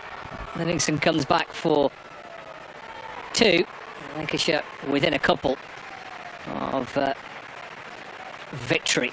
Yeah, if you look into September, the T20 series between England and Australia gets underway on the 11th of September. So that's the week after the T20 quarterfinals. So possibly then, because I'm not sure when they join up for that series, the 11th. It would depend on obviously when I'd say be available to play in the T20 quarterfinal then, and then go off to join the squad. Obviously, if selected, but I'd say it would be on current form. So the 11th is that, isn't it? They may join up that week. Yeah, that's a Wednesday. Quarterfinal's going to be the previous week. Previous week. A chance. That adds a different kettle of fish if you've got Livingston. 2 to win. Livingston can win it. Wins it and then some. High into the stand. Catch it in the crowd if you can. Walloped away for 6 to bring up a half century for Liam Livingston. Ends on 54 not out. It's an emphatic way to reach the quarterfinals of the T20 Blast. Salt and Livingston have been brutal for Lancashire this evening. Livingston hits the winning runs. Lancashire Lightning chase their target down with 8 wickets remaining. It's as big a win as you're likely to see in a T20 match. It's a huge win, and at times it was really crucifying. Men v boys at times almost. Just playing a different game, especially the 2 internationals for Lancashire, Livingston and Salt were playing a different power game, weren't they, than the others here tonight. Even the others on the show for Lancashire. No disrespect to Wells and Jennings, didn't really get a hit, Jennings at all, but Lancashire playing a different game. Notts aside, low on confidence, young players trying to make their way in a Lions cauldron, in effect. Coming to a side ground that haven't lost in so many fixtures. It's just amazing where Notts have got to. They need a complete rethink in the game to speed up for them, don't they, in there? How they're going to keep going moving forward. It's not been their campaign tonight, Notts, and you think about the players that Lancashire have left out as well as Bruce, who's around and not playing, and some others not involved, and Notts, they look poor. Struggled tonight, Lancashire winning in emphatic manner to qualify for the T20 quarter-finals. Still yet to be certain of finishing with a home quarter-final, but I guess first job done is get out the group, and they've done that in fine form. That's their 7th win from 13 matches, and that will have boosted their net run rate pretty considerably too, if it comes down to a situation where you might need that, and that type of victory will have helped that. And Livingston with that unbeaten 54 from 37. He's actually kind of playing a bit of a watching role at first, wasn't he, with Phil Salt, who was playing more, perhaps more free-flowing, certainly scoring a little quicker, but goodness me, does he have all the game to catch up and not to be too concerned about maybe a slowish start, because that was in the end pretty brutal to win it in that fashion. Yeah, you're right. I wouldn't say it was a super slow start. It was slowish compared to a bloke who was smacking him. Okay, we're just going to get some reaction, I think, from downstairs. We might be hearing from one of either Liam Livingston. Well, Liam Livingston's heading up towards the dressing room. It's going to be Phil Salt. Phil Salt's in conversation, I think, now with Fraser Dayton. Fantastic innings from Phil Salt. Many congratulations. Well played tonight. It's like you've never been away. Yeah, it's good to be back, and it's good to come straight back in. And obviously, having lived it at the other end for most of it was, been away with him. It's good to be back in a Lancashire shirt with him. You look like you really enjoyed yourself out there tonight. Yeah, it's good fun. But more importantly, with the rain we've had and the results, it was about coming and getting a winner tonight, and I'm very pleased with that. Terrific partnership with Liam as well, putting on a lot of runs towards the end there. You must have been really pleased with the way the two of you played together. Yeah, I know Livy's game well, and obviously he's come up to 3 now to face more balls. I think that's a great thing for the side, and he showed everyone how good he is tonight, especially the way he finished the game. So really pleased for him. Platform was laid really well with the fielding side as well, wasn't it? What did you make of that side of the performance tonight? Yeah, we were good. We talk about our physicality and that being one of the markers of our good performances, and I think we threw ourselves around and we scrapped. It wasn't easy at times, but I think that's probably the best. You can tell where we're at just by that. And as you say, you put yourselves in a terrific position now with one game to go in the group stages. Yeah, I'm not sure what we need to do or what we've already done. I don't know, but we've got one more game at home and one more game to win. Well, let me tell you, you've already qualified for the quarterfinals now. Win this final game on Friday, and then fingers crossed that means you will definitely have a home quarterfinal. How important would that be for everyone, do you think? I think it'd be good. We've got a very good record at home. Obviously disappointing last year with the quarterfinal at home, but we back ourselves anywhere, but especially at Old Trafford. So hopefully win on Friday, is it? Yeah, Friday. Make sure you turn up on the right day. You've had a terrific IPL. You've had a terrific time out with England in the World Cup as well. How much would it suit you to get a bit of domestic success with Lancashire now before the end of the season? Yeah, it would. It's what we're here for. We're here to win trophies. We graft year round so that come the season we can put ourselves in these positions where we're in a shout for trophies. So that's the end goal, and just one game at a time to get there. And how impressed are you by the squad that you've got here and what they've managed to do before you guys have come back from the West Indies? Yeah, I've been following closely, and we're a really strong squad. I think you can tell that just by looking at the bench and look at the guys who missed out. There's some unbelievable players. So we are strong, but it's about just turning up and putting a few wins together. Well, we keep our fingers crossed for you for Friday. Make sure you're here on Friday. Salty, thanks very much indeed for joining us. Well done, mate. Thank you very much indeed. Terrific to see him in fantastic form. Shawzy, what did you make of that knock from him tonight? Just breathtaking, really. Absolutely outstanding from ball one, the way he struck the ball beautifully. Front foot, back foot, the way he judged length and his decision making, I thought was class. And also, I think a part to his game that is really that's evolved really is strike rotation. So even when the ball really good balls, he was still looking for ones, looking for twos. It was, I think, an innings of the highest order today. Really special innings, and I think we're all being fortunate, including all the Lancashire faithful, to see such a special knock this evening. It's the mark of a quality player, isn't it? When he can be away for as long as he has been, playing with the IPL, then playing with England, and then coming back, having 10, 14 days or so, slotting straight into the side and then pulling off a performance like that. Absolutely, and I think you said it absolutely bang on in the interview. Success international level, success IPL, comes back here, puts a Lancashire Lightning shirt on, and he's playing at international level. Just superb performance and a great mark of an outstanding player who's grown and developed over the last 3 or 4 years fantastically well. And fantastic performance as well from Liam Livingston coming in and on the last ball there getting his 50. And he said he wasn't expecting to be too involved in the game tonight, but my word, he was very involved indeed, wasn't he? He was involved in the field, wasn't he? Taking diving catches, running round, but really athletic. Bowling off spin, bowling leg spin against left and right-handed batters, and also with the bat. I thought he played really well as well tonight. And I like the fact that he's taking more balls to get in and striking the ball, rotating the strike. Incredibly powerful player, and again another great player England player, playing in a Lancashire Lightning shirt. It's fantastic for the club and what the club has done over the years in terms of developing the likes of Liam Livingstone. And identifying players with great potential like Phil Salt, signing him 3 or 4 years ago, and how much he's grown and developed says a lot for this club, the coaching staff, and obviously the staff at ECB too. As I mentioned to Salty during the interview, the stage was set by the fielding side, wasn't it? First of all, restricting Nottinghamshire to such a low total, a below par total, was really giving themselves a great platform for victory.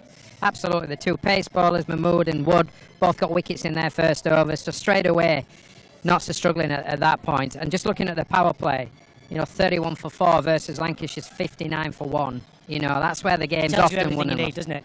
It does, but the way the bowling unit performed, the pace bowlers, the accuracy, the pace, but also the spin bowlers, I thought, bowled really well. And Liam Livingstone, really leading the fielding unit fantastically well. So I think a top draw all-round performance from Lancashire Lightning tonight. Special mention as well for Luke Wood getting 3 wickets tonight after a bit of a bare patch for him. And we saw lots of love coming from the players as he was cuddled, if you like, on his way off the pitch by Saki Mahmood and 1 or 2 of the others. So great to see him back among the wickets again. Absolutely. He's a quality performer, bowls great pace, but his lines and his lengths were really, really good tonight. He didn't give anything for the Notts Outlaws batters to get anything away and release any pressure.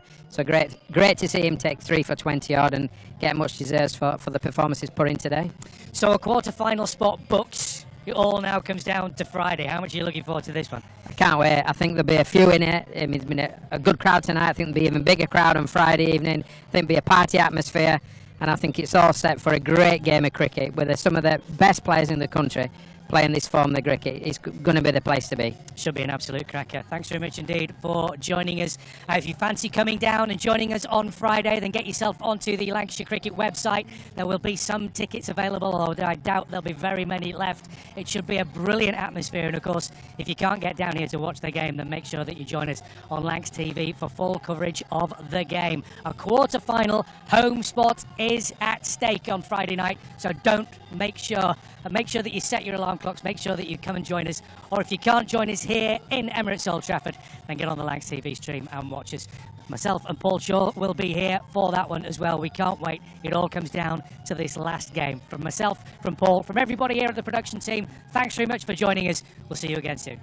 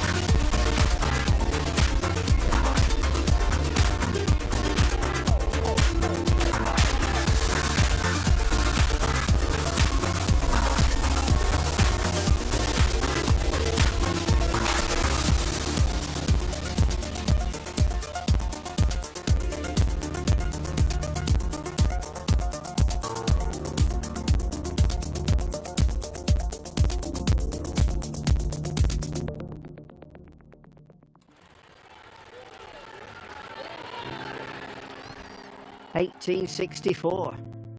We were first class then, and we're first class now. With a dream to spread cricket through Lancashire's towns, where girls and boys, with willow and leather, become more than a badge, but the red rose together. A club where more than legends are made, but friendships, obsessions, moments replayed on our screens, in our minds, in our hearts forever. 'Cause it's who we are, our DNA, the red rose together. Statham, Briggs, Jimmy, Freddie and Joss Chappie, Sir Clive Lloyd, Carol Hodges, Kate Cross. What a roll call. It's a hard one to measure, with future names still to be written on the red rose together. We're all about people. It's what the red rose really means. Yeah, the ones signing autographs, but the ones behind the scenes. Our community, grassroots, the ones that feel tethered. Whether you're from here or belong here, we're the red rose together. And what about this place? Talk about world-class venues, internationals, gigs, events. You can choose from a menu of triumph, of disaster, of pain, or pleasure. We've seen it all at Emirates Old Trafford, with the red rose together. Red ball, white ball, lightning and thunder. Have you ever sat back?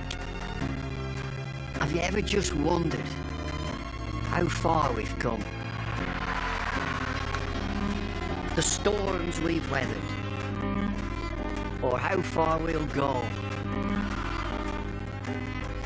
as the red rose together.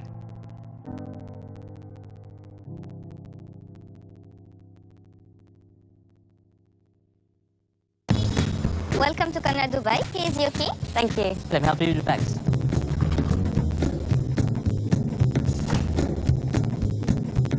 Nice room. How's that?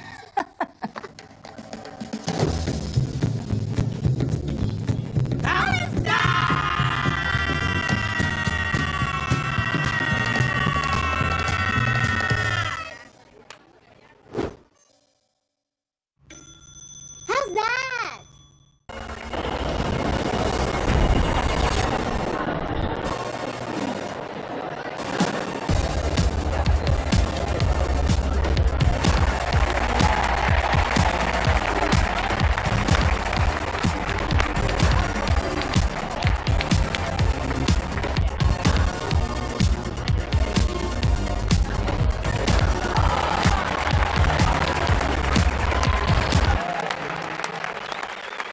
This is a call for hungry dreamers and hard-working self-believers.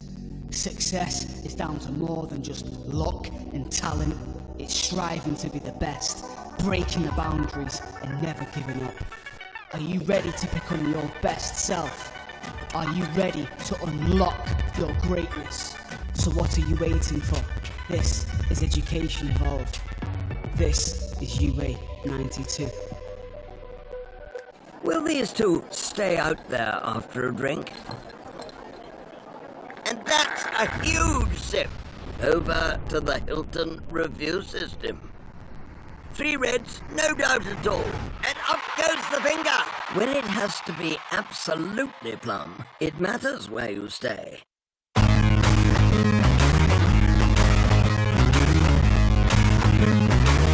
Hi, I'm Keaton, and this is Luke. We are the Giraffe opening pair at Lancashire Cricket Club. We are here today at the Mestoria Estate Agents. Let's see what they have in store for us. One of the highlights for me probably was making my Test debut. You aspire to play international cricket, and I think for me, making that Test debut in Mumbai was a special moment I think I'll look back on.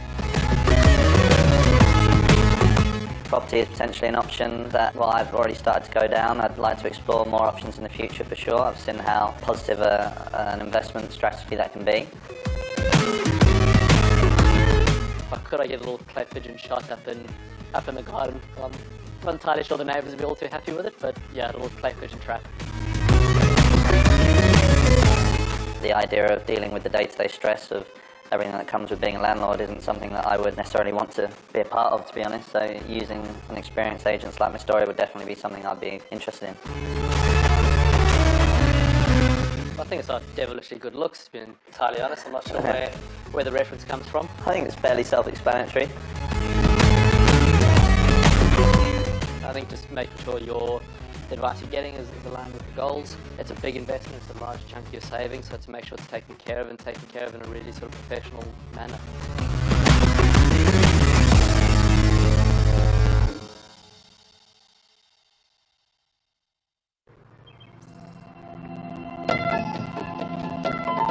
Some bits of it, but the heritage of it is actually everywhere. So there will be a new heritage of the last year.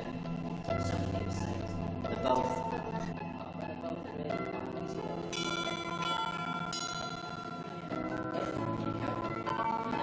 Hi Noah, nice to meet you.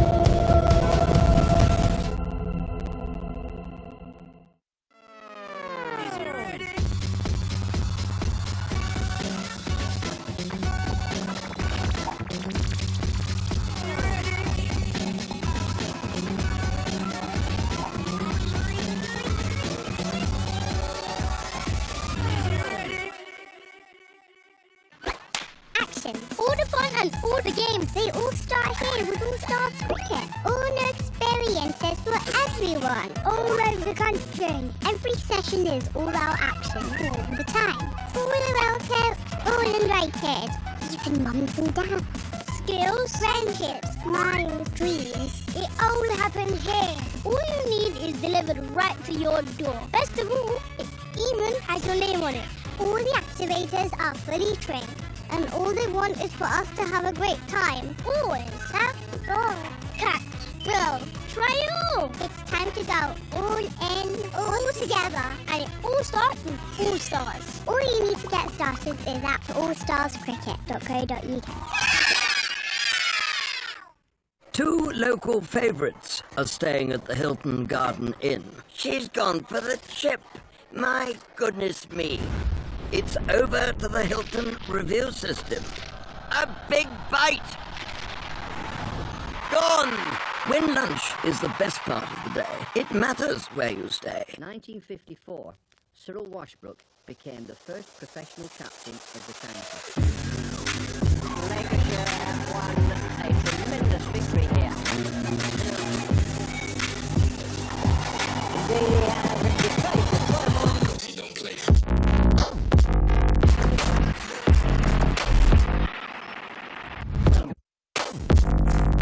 Well, a real suspect in this team from Hagen's Fairbrother. Finds out it's 2 runs to win, and on comes the crowd.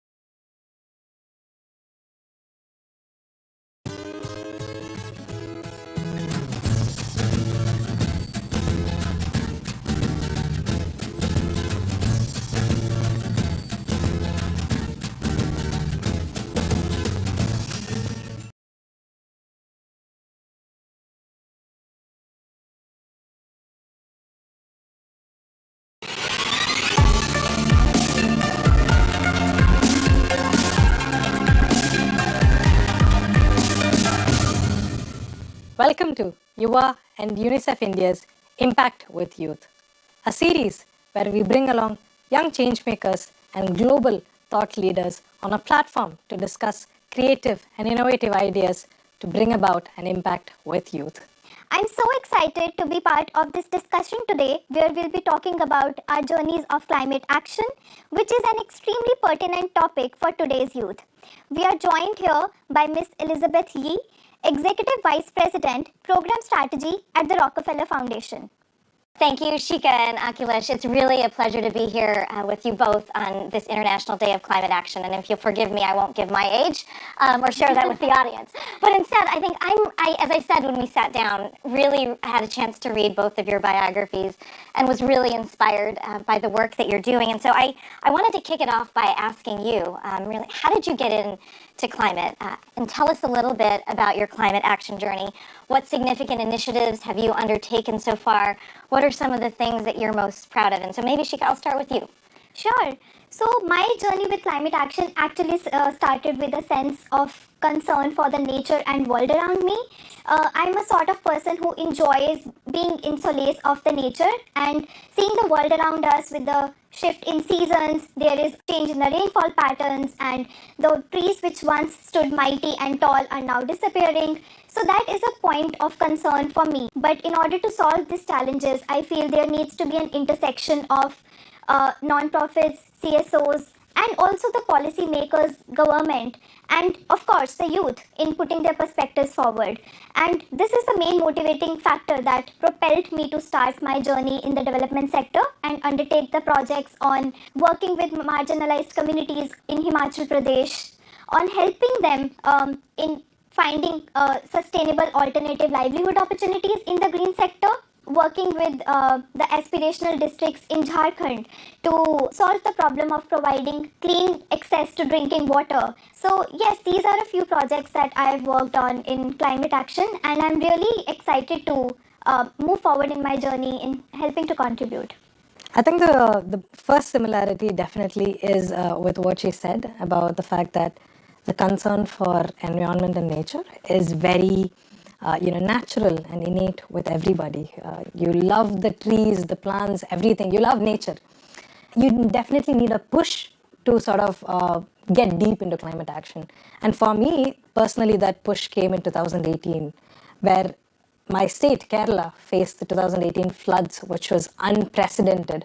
The picturesque landscapes that I used to be in awe of turned into something horrific. A flood that hasn't happened in over a century. Can you give us a visual? A visual? We were, I think there were thousands of people running around to rescue people overnight. There were people stuck in, there are houses with 2 floors. So the water level reached the 2nd floor. There were people taking videos, come please rescue us at the middle of the night. Their phones are about to die. They're with kids, they're with everybody. They're neck deep in water, just moving to watch. And it was a few miles away from my house.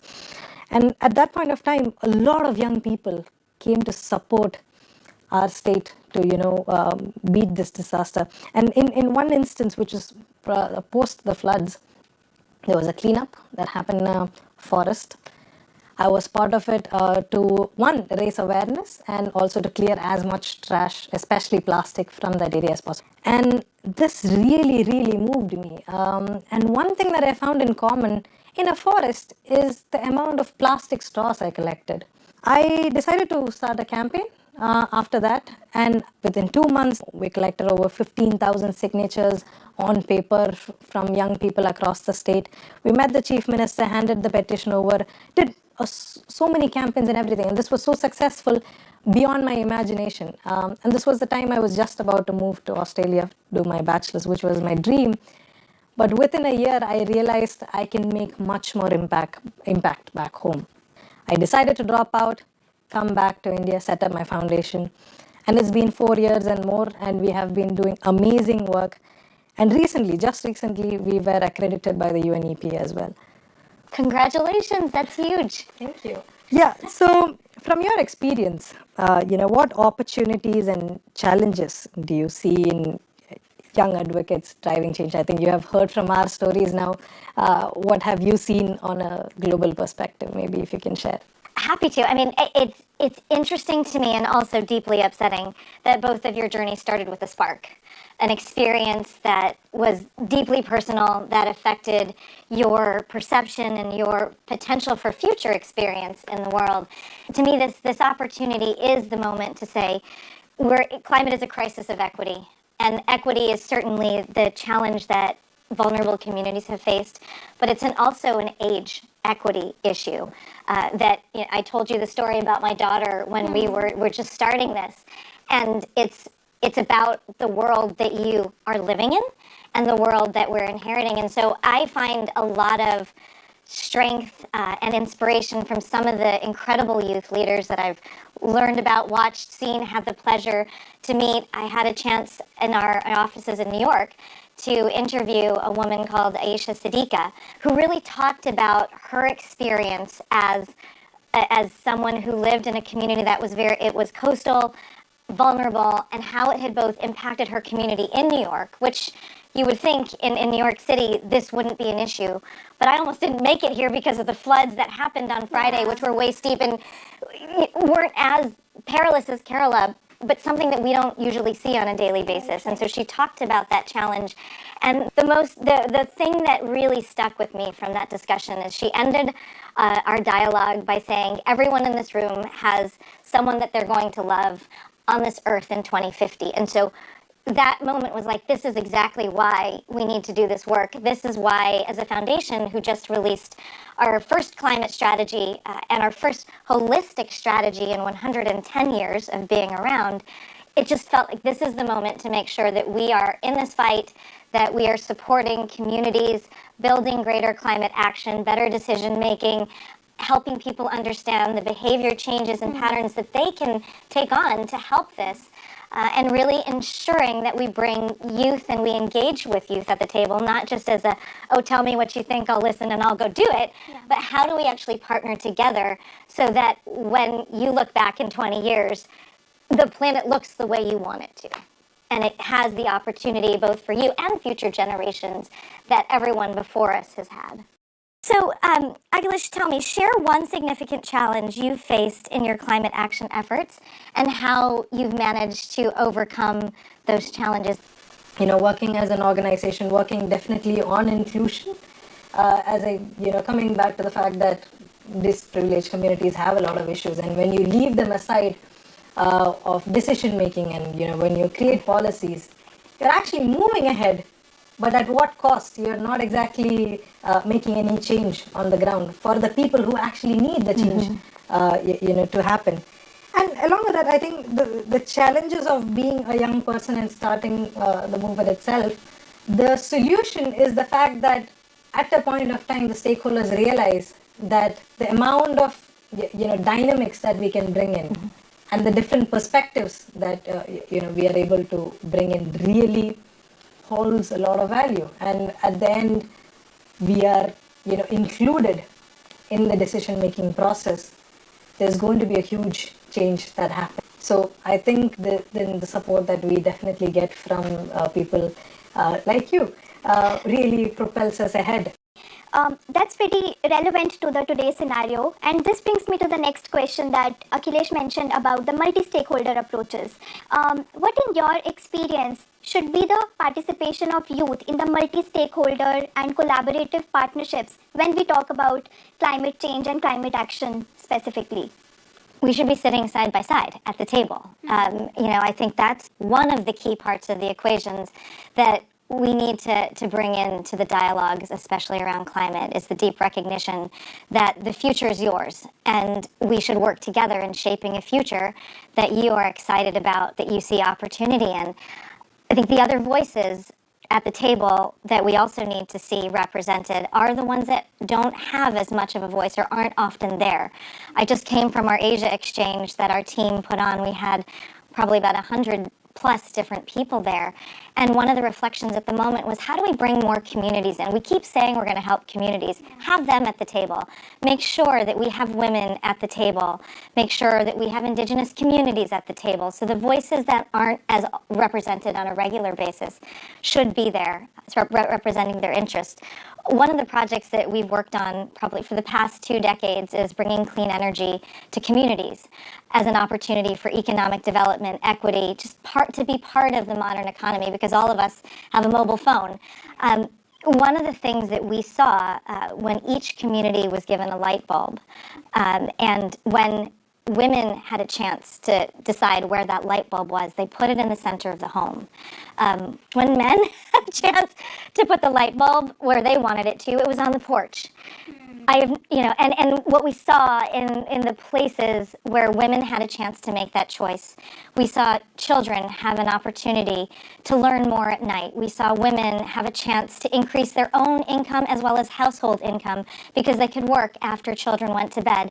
And it's that equity of opportunity that we are trying to bring as a foundation to everything we do, and make sure that those voices that aren't often represented are at that table, because when they do, things really change for the better.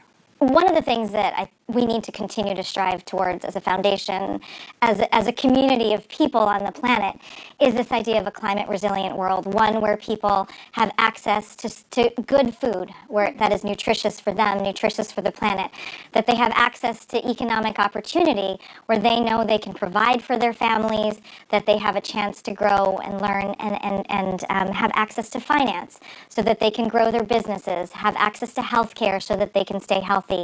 Those are all a few of the key components to what I see as a climate resilient world. I would love for you to improve and build on that and share what you think a more climate resilient world could look like.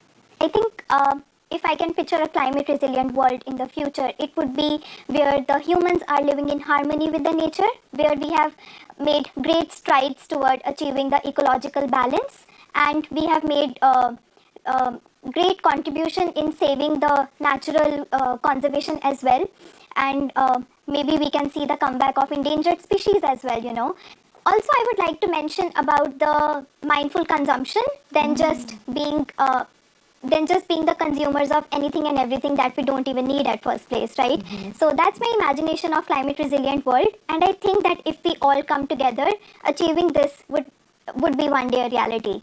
I love that vision, because I always say to my kids, like, everybody gets what they need, and that would be a much more climate resilient world, because it would reduce the amount of waste, and we would only produce what we actually needed, and that would mean more for everyone to go around.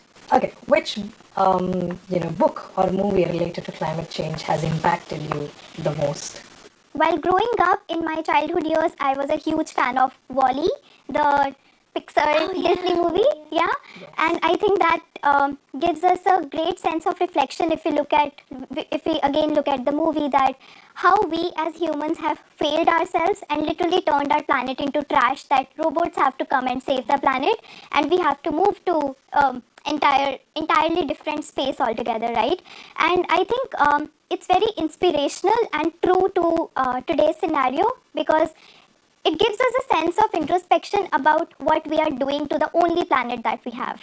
Yeah. Definitely, I think. What about you, Miss Lee? Exactly. Oh, that's a good question. I actually think the movie hasn't been made. There have been so many good ones. I thought, you could say, oh, it's the Ministry of the Future is the best book I've read. It certainly is deeply compelling, especially that first chapter. Because I remember reading it and saying, I actually just was here in Delhi in April 2023. This is the chapter that I'm reading right now, and that is the problem. It is reality, and it's called Ministry of the Future. And to me, the key part of climate change, at least the way that I hear it from my children and their friends, is how do you even know what to do? Like, what can you contribute? Yeah, you could stop using straws. That's one small thing. But how do you break it down to a personal level thing so that you don't feel helpless, that you feel you're empowered to help yourself and help your family, even as a kid, make good decisions. Right. I think I have an interesting answer to that. The fact that it mostly isn't related to climate change, I believe. It's quite an eye-opener in terms of how devastating it could be. It's the movie 2012 that came, I think, in 2012. Around the time where we were freaking out in terms of the fact that, okay, we might die according to, different The doomsday. scenarios. Yes.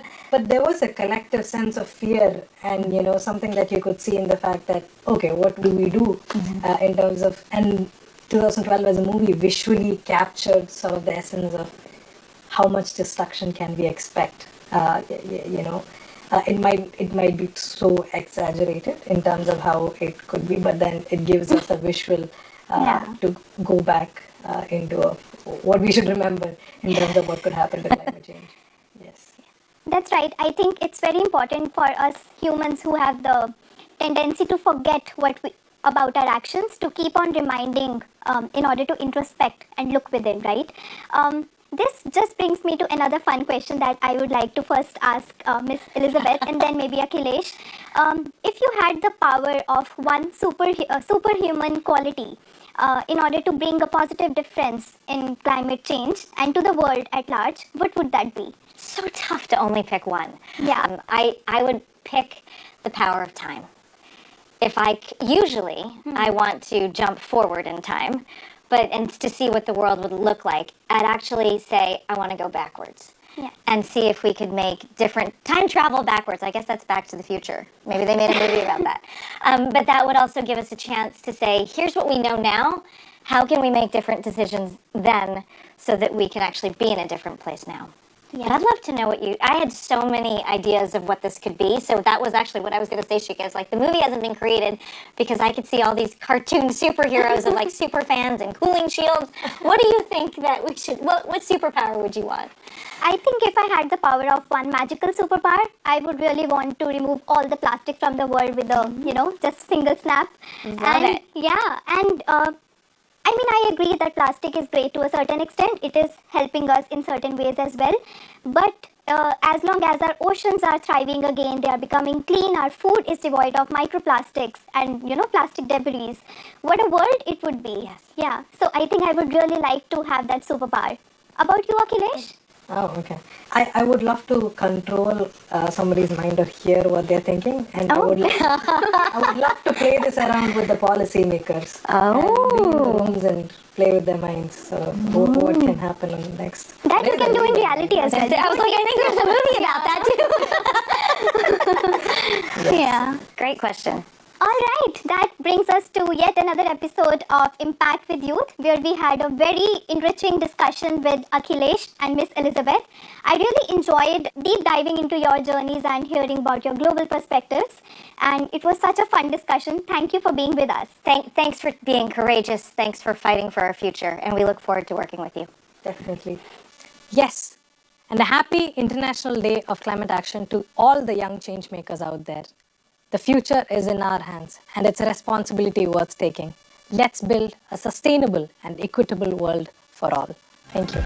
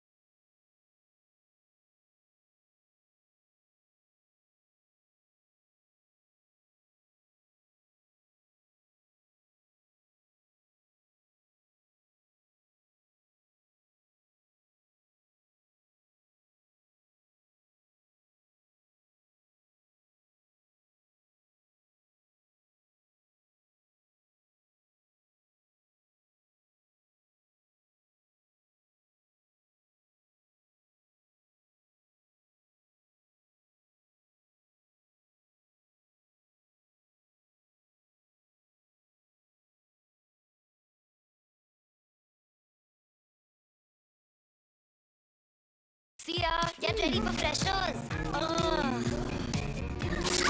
Sia, help me. इतना सब क्यों? Try Venus. Isn't this so smooth?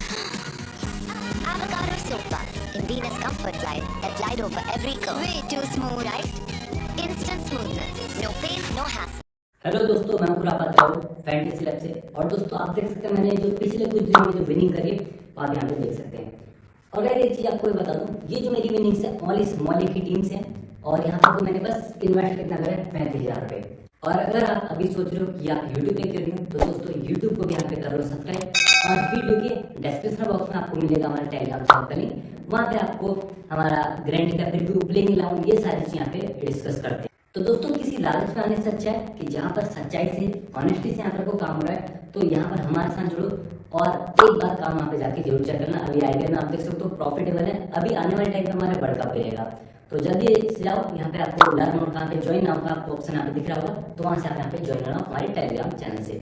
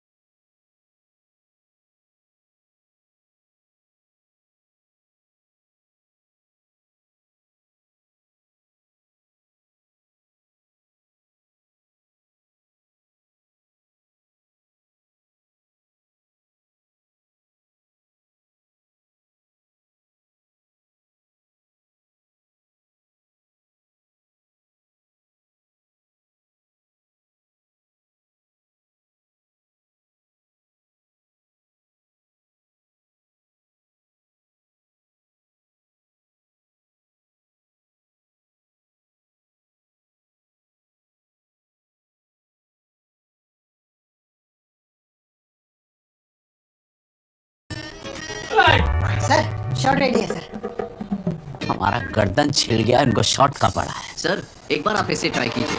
नया Gillette guard अब अनोखे safety कोम के साथ।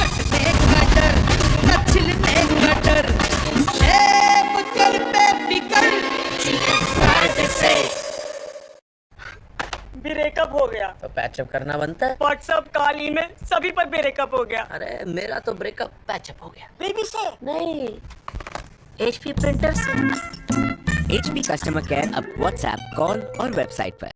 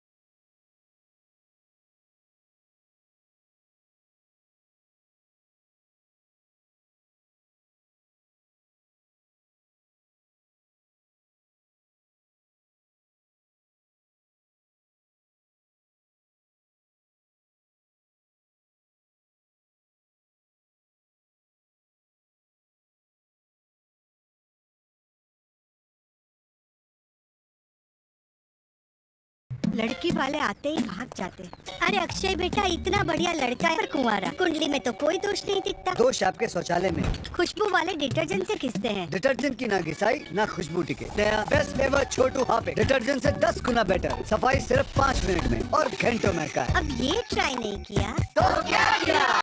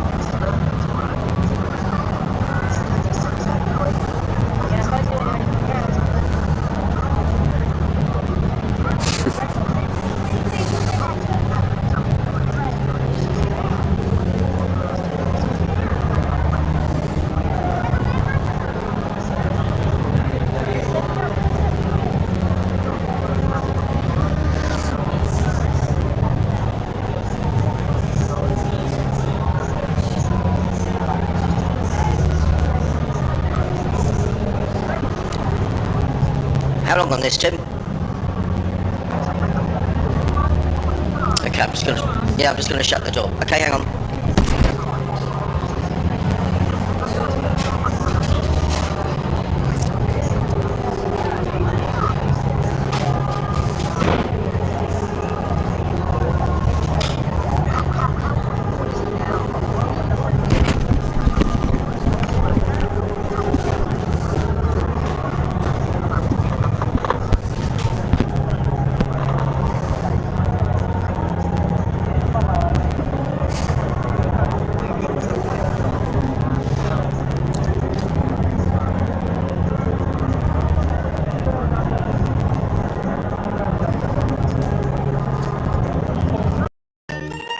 Adi started by asking for tips.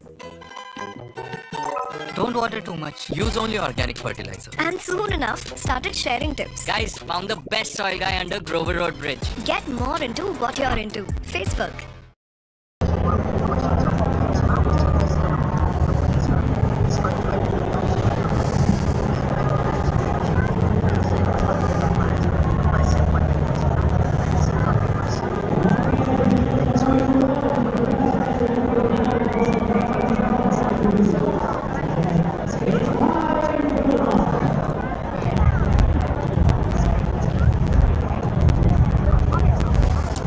Nice guy.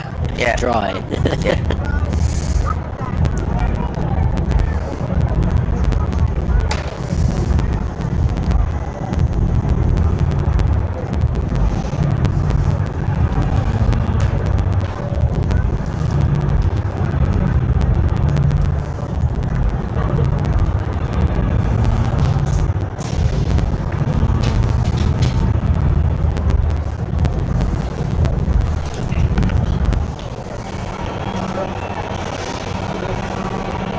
So there we are, that's Tom Allsop speaking after his innings of 87. Chris, you've played an awful lot of T20 cricket. How important is it you've got everybody in the side contributing? I think it's just making sure that people step up at the right times, and I think throughout the competition what you've seen is that when they've needed it, they've had a performance, and it started very early on. I think the Gloucester game here, which we're kind of dead and buried, and then to get that result, that was John Simpson coming out and then playing a great innings, and Finn Hudson-Prentice played really well as well. So what you've seen in each game is people put their hands up, and now you've kind of got a formula where you've got Harrison Ward comes in at the top, goes really hard, and I think that's really spread a lot of confidence down, and I think guys are coming in and playing with freedom and playing match-winning innings, which is what 2020 is all about. The two umpires are making their way out to middle. Jack Shantry, who you played against a few times, I guess, when he was playing for Worcestershire, and Hassan Adnan making his way out as well.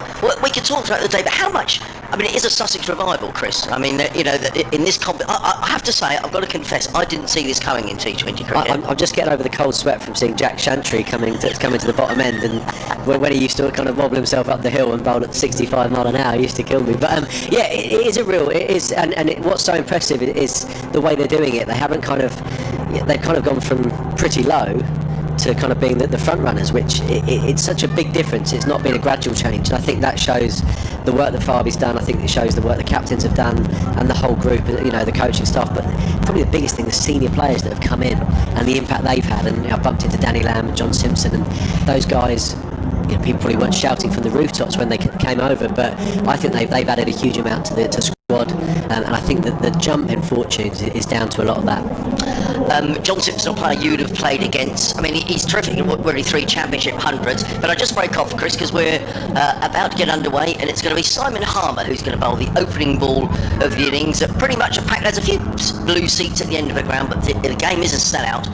And Harmer is going to bowl from the C end of the ground, bowling to Harrison Ward, who's having a good tournament. There's a slip in place, which is interesting. 7 men inside the circle. The 2 fielders who are outside the circle are... I can see there's almost a cow corner. I think they've got 8 men inside the circle here, Essex. Anyway, in comes Harmer. Around the wicket, comes in and bowls to Harrison Ward, who clubs that first ball away to backward point, and there is no run. You open the batting, Chris, sort of your eyes light up a bit when a spinner comes on. You can do, but Harmer's a very experienced, very very high quality 2020 campaigner we've seen over the years with Essex. But it's you are certainly eyeing up those early boundary options. As Harmer plays it into the offside, and again there is no run, so 2 dot balls to start off the Sussex innings. If you're just joining us here on BBC Radio Sussex and Surrey, myself Adrian Harms alongside the former Sussex opener Chris Nash. As in comes Harmer, bowls, and Harrison Ward steps away and drills that one away through extra cover for 4. Good shot. I think he's made such a difference. I think he didn't play the first 2 or 3, but what he's done is he comes in, he's got that intent from ball 1, and I think if you can get a couple of bounds in that first over, everything settles, the crowd get up, the opposition go onto the back foot, and I think whether he scores 20 off 10 or a 50 or a 60, it's the impetus he gives you in that first 2 or 3 overs which makes a big difference. Harmer again, right time around the wicket, just off 4 or 5 paces in and bowls to Harrison Ward. Ward plays that down the onside of the track. Harmer goes running back to field and allows Ward to come through for a single. Sussex go to 5 without loss in the opening over. There's a lot of left-handers in this top 6, Chris, and we've got another one now with Daniel Hughes. I think it's important. I think there's a lot of left-arm spinners are very successful in T20, especially in England. When get to this stage of the season, pitches can be a bit more used, so I think having a number of left-handers and right-handers makes a real difference. Hughes waits, in comes Harmer, bowls, and he's edged that away. Well, I presume he's edged it. It's run all the way down to the 3rd man boundary. Well, I can only assume that was a chance. You only get one chance to have a look at it. They'll stick it all as run, so it came off the edge. You were a bit confused about the slip, but I think it should have gone straight to him. I don't think he was really paying attention, to be honest. Did it go between the keeper and the slip? It looked like it did, but that was a chance. Well, 100%. And it looks like there's a bit of turn. I mean, it does look quite dry at the ends of this pitch, so there could be some turn. Harmer in again, round the wicket, bowls to Hughes, who tucks that one nicely away through mid-wicket and picks up another single. So end of the opening over, bowled by Simon Harmer. Decent enough start for the Sharks.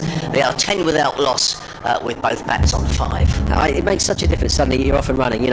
Sometimes if you have a couple of slow first overs, then you lose a wicket, it can mount quite quickly, but just immediately, and they weren't big shots, obviously one was a half chance, but the team are off and running, everyone settles down, and the next over, the seamer comes on. Cook's obviously a very good bowler, so they can have a little bit of a look now and actually get themselves in. I don't think Harrison Ward will wait too much time, but it just seems that these two have gone hard from the off, and it's really worked. When you opened the batting for Chris, of course, at the other end for much of those years, you were alongside Luke Wright, who always seemed to go hard. Does that take a little bit of pressure off you as the other opener? I think you've got to work together, and we used to have a lot of communication. I would go hard the first over, give him he was the best player, so my job was to kind of let him settle in a little bit, but it's all about communicating.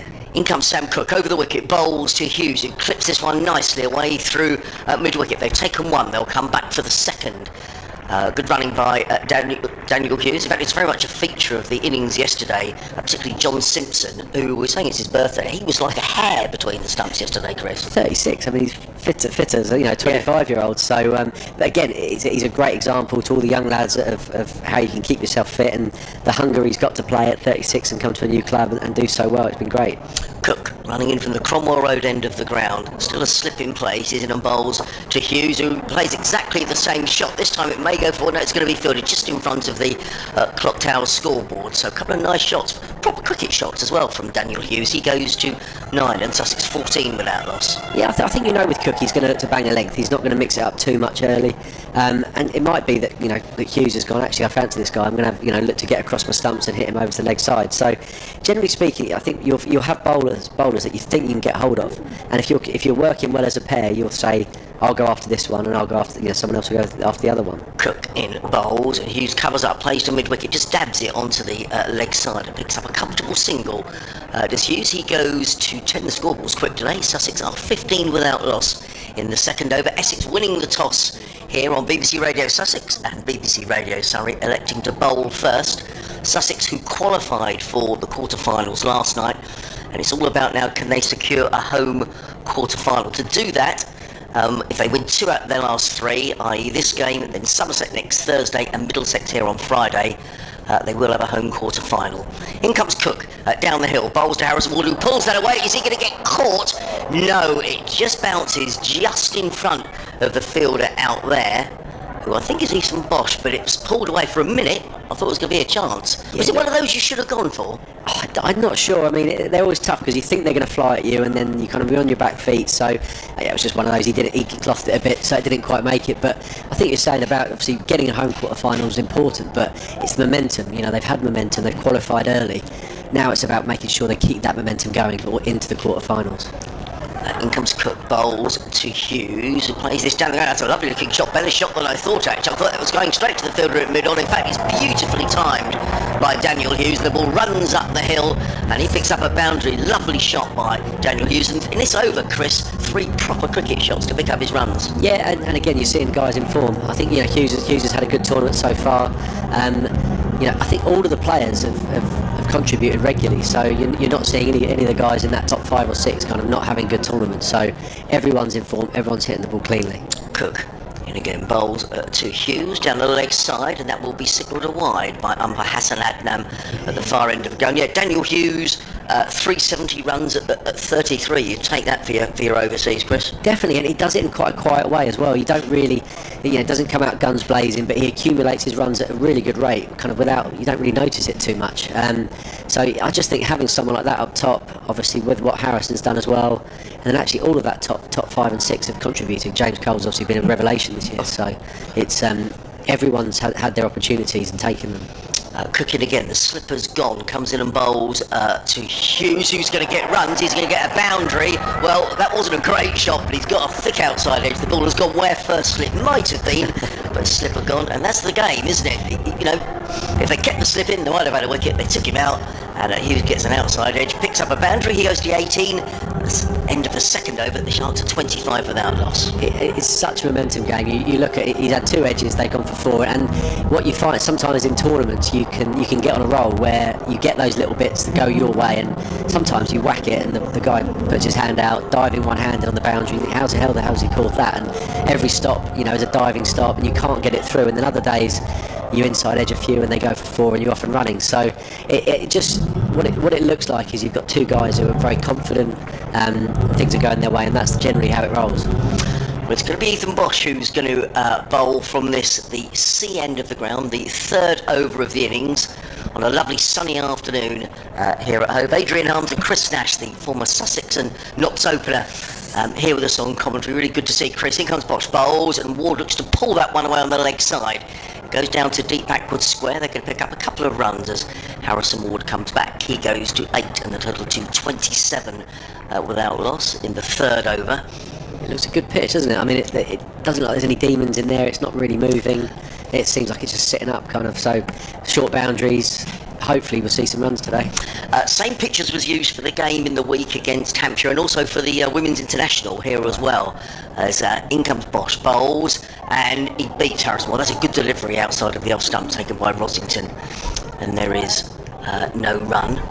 27 without loss. Talk about quarterfinals, Chris, because there's been a couple down here where Sussex have been on the wrong end being at home, but I guess that's just the way it goes. I get that, you know, I think the two ones you're talking about, I think was David Willie's 100 against Northants and Moeen Ali, so it just takes someone to have a day out, and that's the way, you know, knockout cricket works, so hopefully we won't see that again. Bosch in bowls to Harrison Ward. Well, he's hammered that one away. He's pulled it away, and it's gone for 6 runs. Well, that's an impressive shot. He just got onto the front foot and just belted the ball over a wideish mid on. It's gone all the way for a maximum. That's a terrific shot. Yeah, I think it just shows the wicket as well. You know, this guy, Bosch he's a good overseas player. Bowls decent pace from South Africa. And there's no real pace this pitch. It looks like guys can just stand there and kind of hit at the top of the bounce. So it'll be interesting if these two get going. I think, was it against Essex? They did 90 odd in the power play. Yeah, they did. I made a note. When Harrison Ward was out, he made 68 and off 6.5 over. Sussex were 99 for 1. Off 6.5. Yeah. So not quite the power play record at Sussex, is it? What is the move? Is that you in writing? I've been waiting to bring that up. Oh, God, you must. No, it wasn't. It was me and Stiaan van Zyl against Surrey. I think it was Sam on the gate actually told me the day after, and he said, I knew that they didn't quite beat you. I think we got 96. And that game, I had a few people texting, did they beat it? So I think that was the power play record. Was that here? 2017 it was, yeah, against Surrey. Right, okay. There's all sorts of records in the book here. We'll have to get that one added, Chris.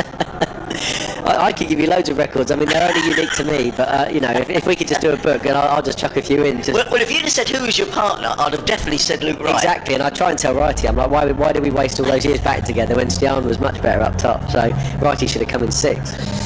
Oh, great one. 33 without loss. That's the stat of the day from Chris. There's more to come, don't worry. Anytime.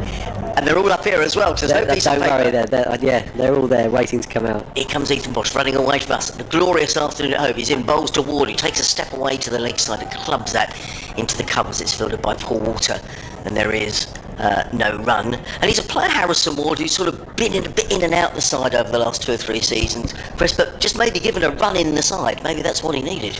He's that kind of character. He's confident. He walks out there, sticks his shoulders out and gives it a go from ball 1, and that's what you need in T20. And he impacts games, whether he scores a lot, even if he has a. Bosch in bowls, and Ward drives down the offside of the pitch and picks up a single, followed by Dean Elgrove, comes running in from mid-off, but not before Ward goes through for a single. He goes to 15. The Sharks 34 without loss. You can just see, even that's a good length ball, and he's got himself a bit of space, and he's going hard at it, and the bowler now knows he's under a lot of pressure, and I think it just sets the tone for the game, and I think especially batting first, you've got a big crowd, it's a good pitch. You get your openers kind of off and running, and it really gets the day going, and it gets the whole team kind of believing. Bosch runs away from us in again, bowls, and he hits Daniel Hughes. I'm not sure if that's somewhere painful or on the 5, but another way. It's dot balls when the over's the end of the 3rd over here at Hove. And Sussex Sharks have been asked to bat 34 without loss. Hughes on 18, Harrison Ward on 15. It looks like there's a little bit of turn there, so I think the new ball might be the time to really go after it and kind of get ahead of the game. And those middle overs, I think they've obviously got Harmer, who's going to be very effective in the middle. I think especially if the left-handers are in, he will be one of the harder guys to get away. I did a bit of homework, Chris. Chris Nash, 167 T20 games. Does that sound about right? Yes, I think. 3,679 runs, and I was here when you made your high score, the 112 against Somerset. Yes. I was sitting outside. Sky were here, so we were forced out of the commentary box. I was sitting on the boundary edge, and it was freezing. Ed Joyce was summarising, and Ed had gloves on.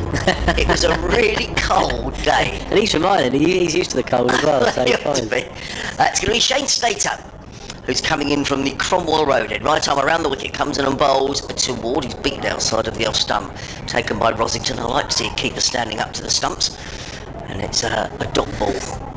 I think that was the game. I remember I got 100, and I think Millsy got 1 for 30, and he got Chris Gale out with a 94-mile-an-hour ball. And I came out to get my man of the match, and Tony Cotty, who was awarding it, said, "Oh, you just won it." And I looked at him. I said, "Are you kidding me? I've just got 100." But he got 1 for. I nearly didn't get my bottle of champagne. Yeah, I remember that night. In comes Slater bowls, and is he going to be caught? I think he is. He pulls the ball down the ground, and that's going to be the end of Harrison Ward. He was a little short. He was looking to pull the ball. I reckon he top-edged that, and the ball has ended up at mid-off, and Harrison Ward goes.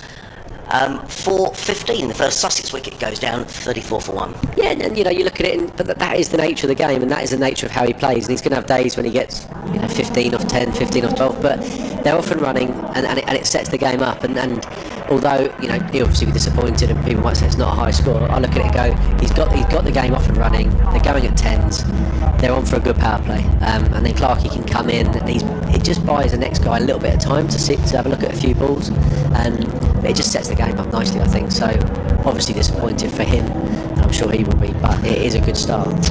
Tom Clark, am I right in thinking played quite a lot of club cricket at Horsham? Is this someone you know well? One of my Horsham lads, yeah. Is it? Yeah, did you coach him? I did coach him a little bit as a kid, and I know the family very well, so always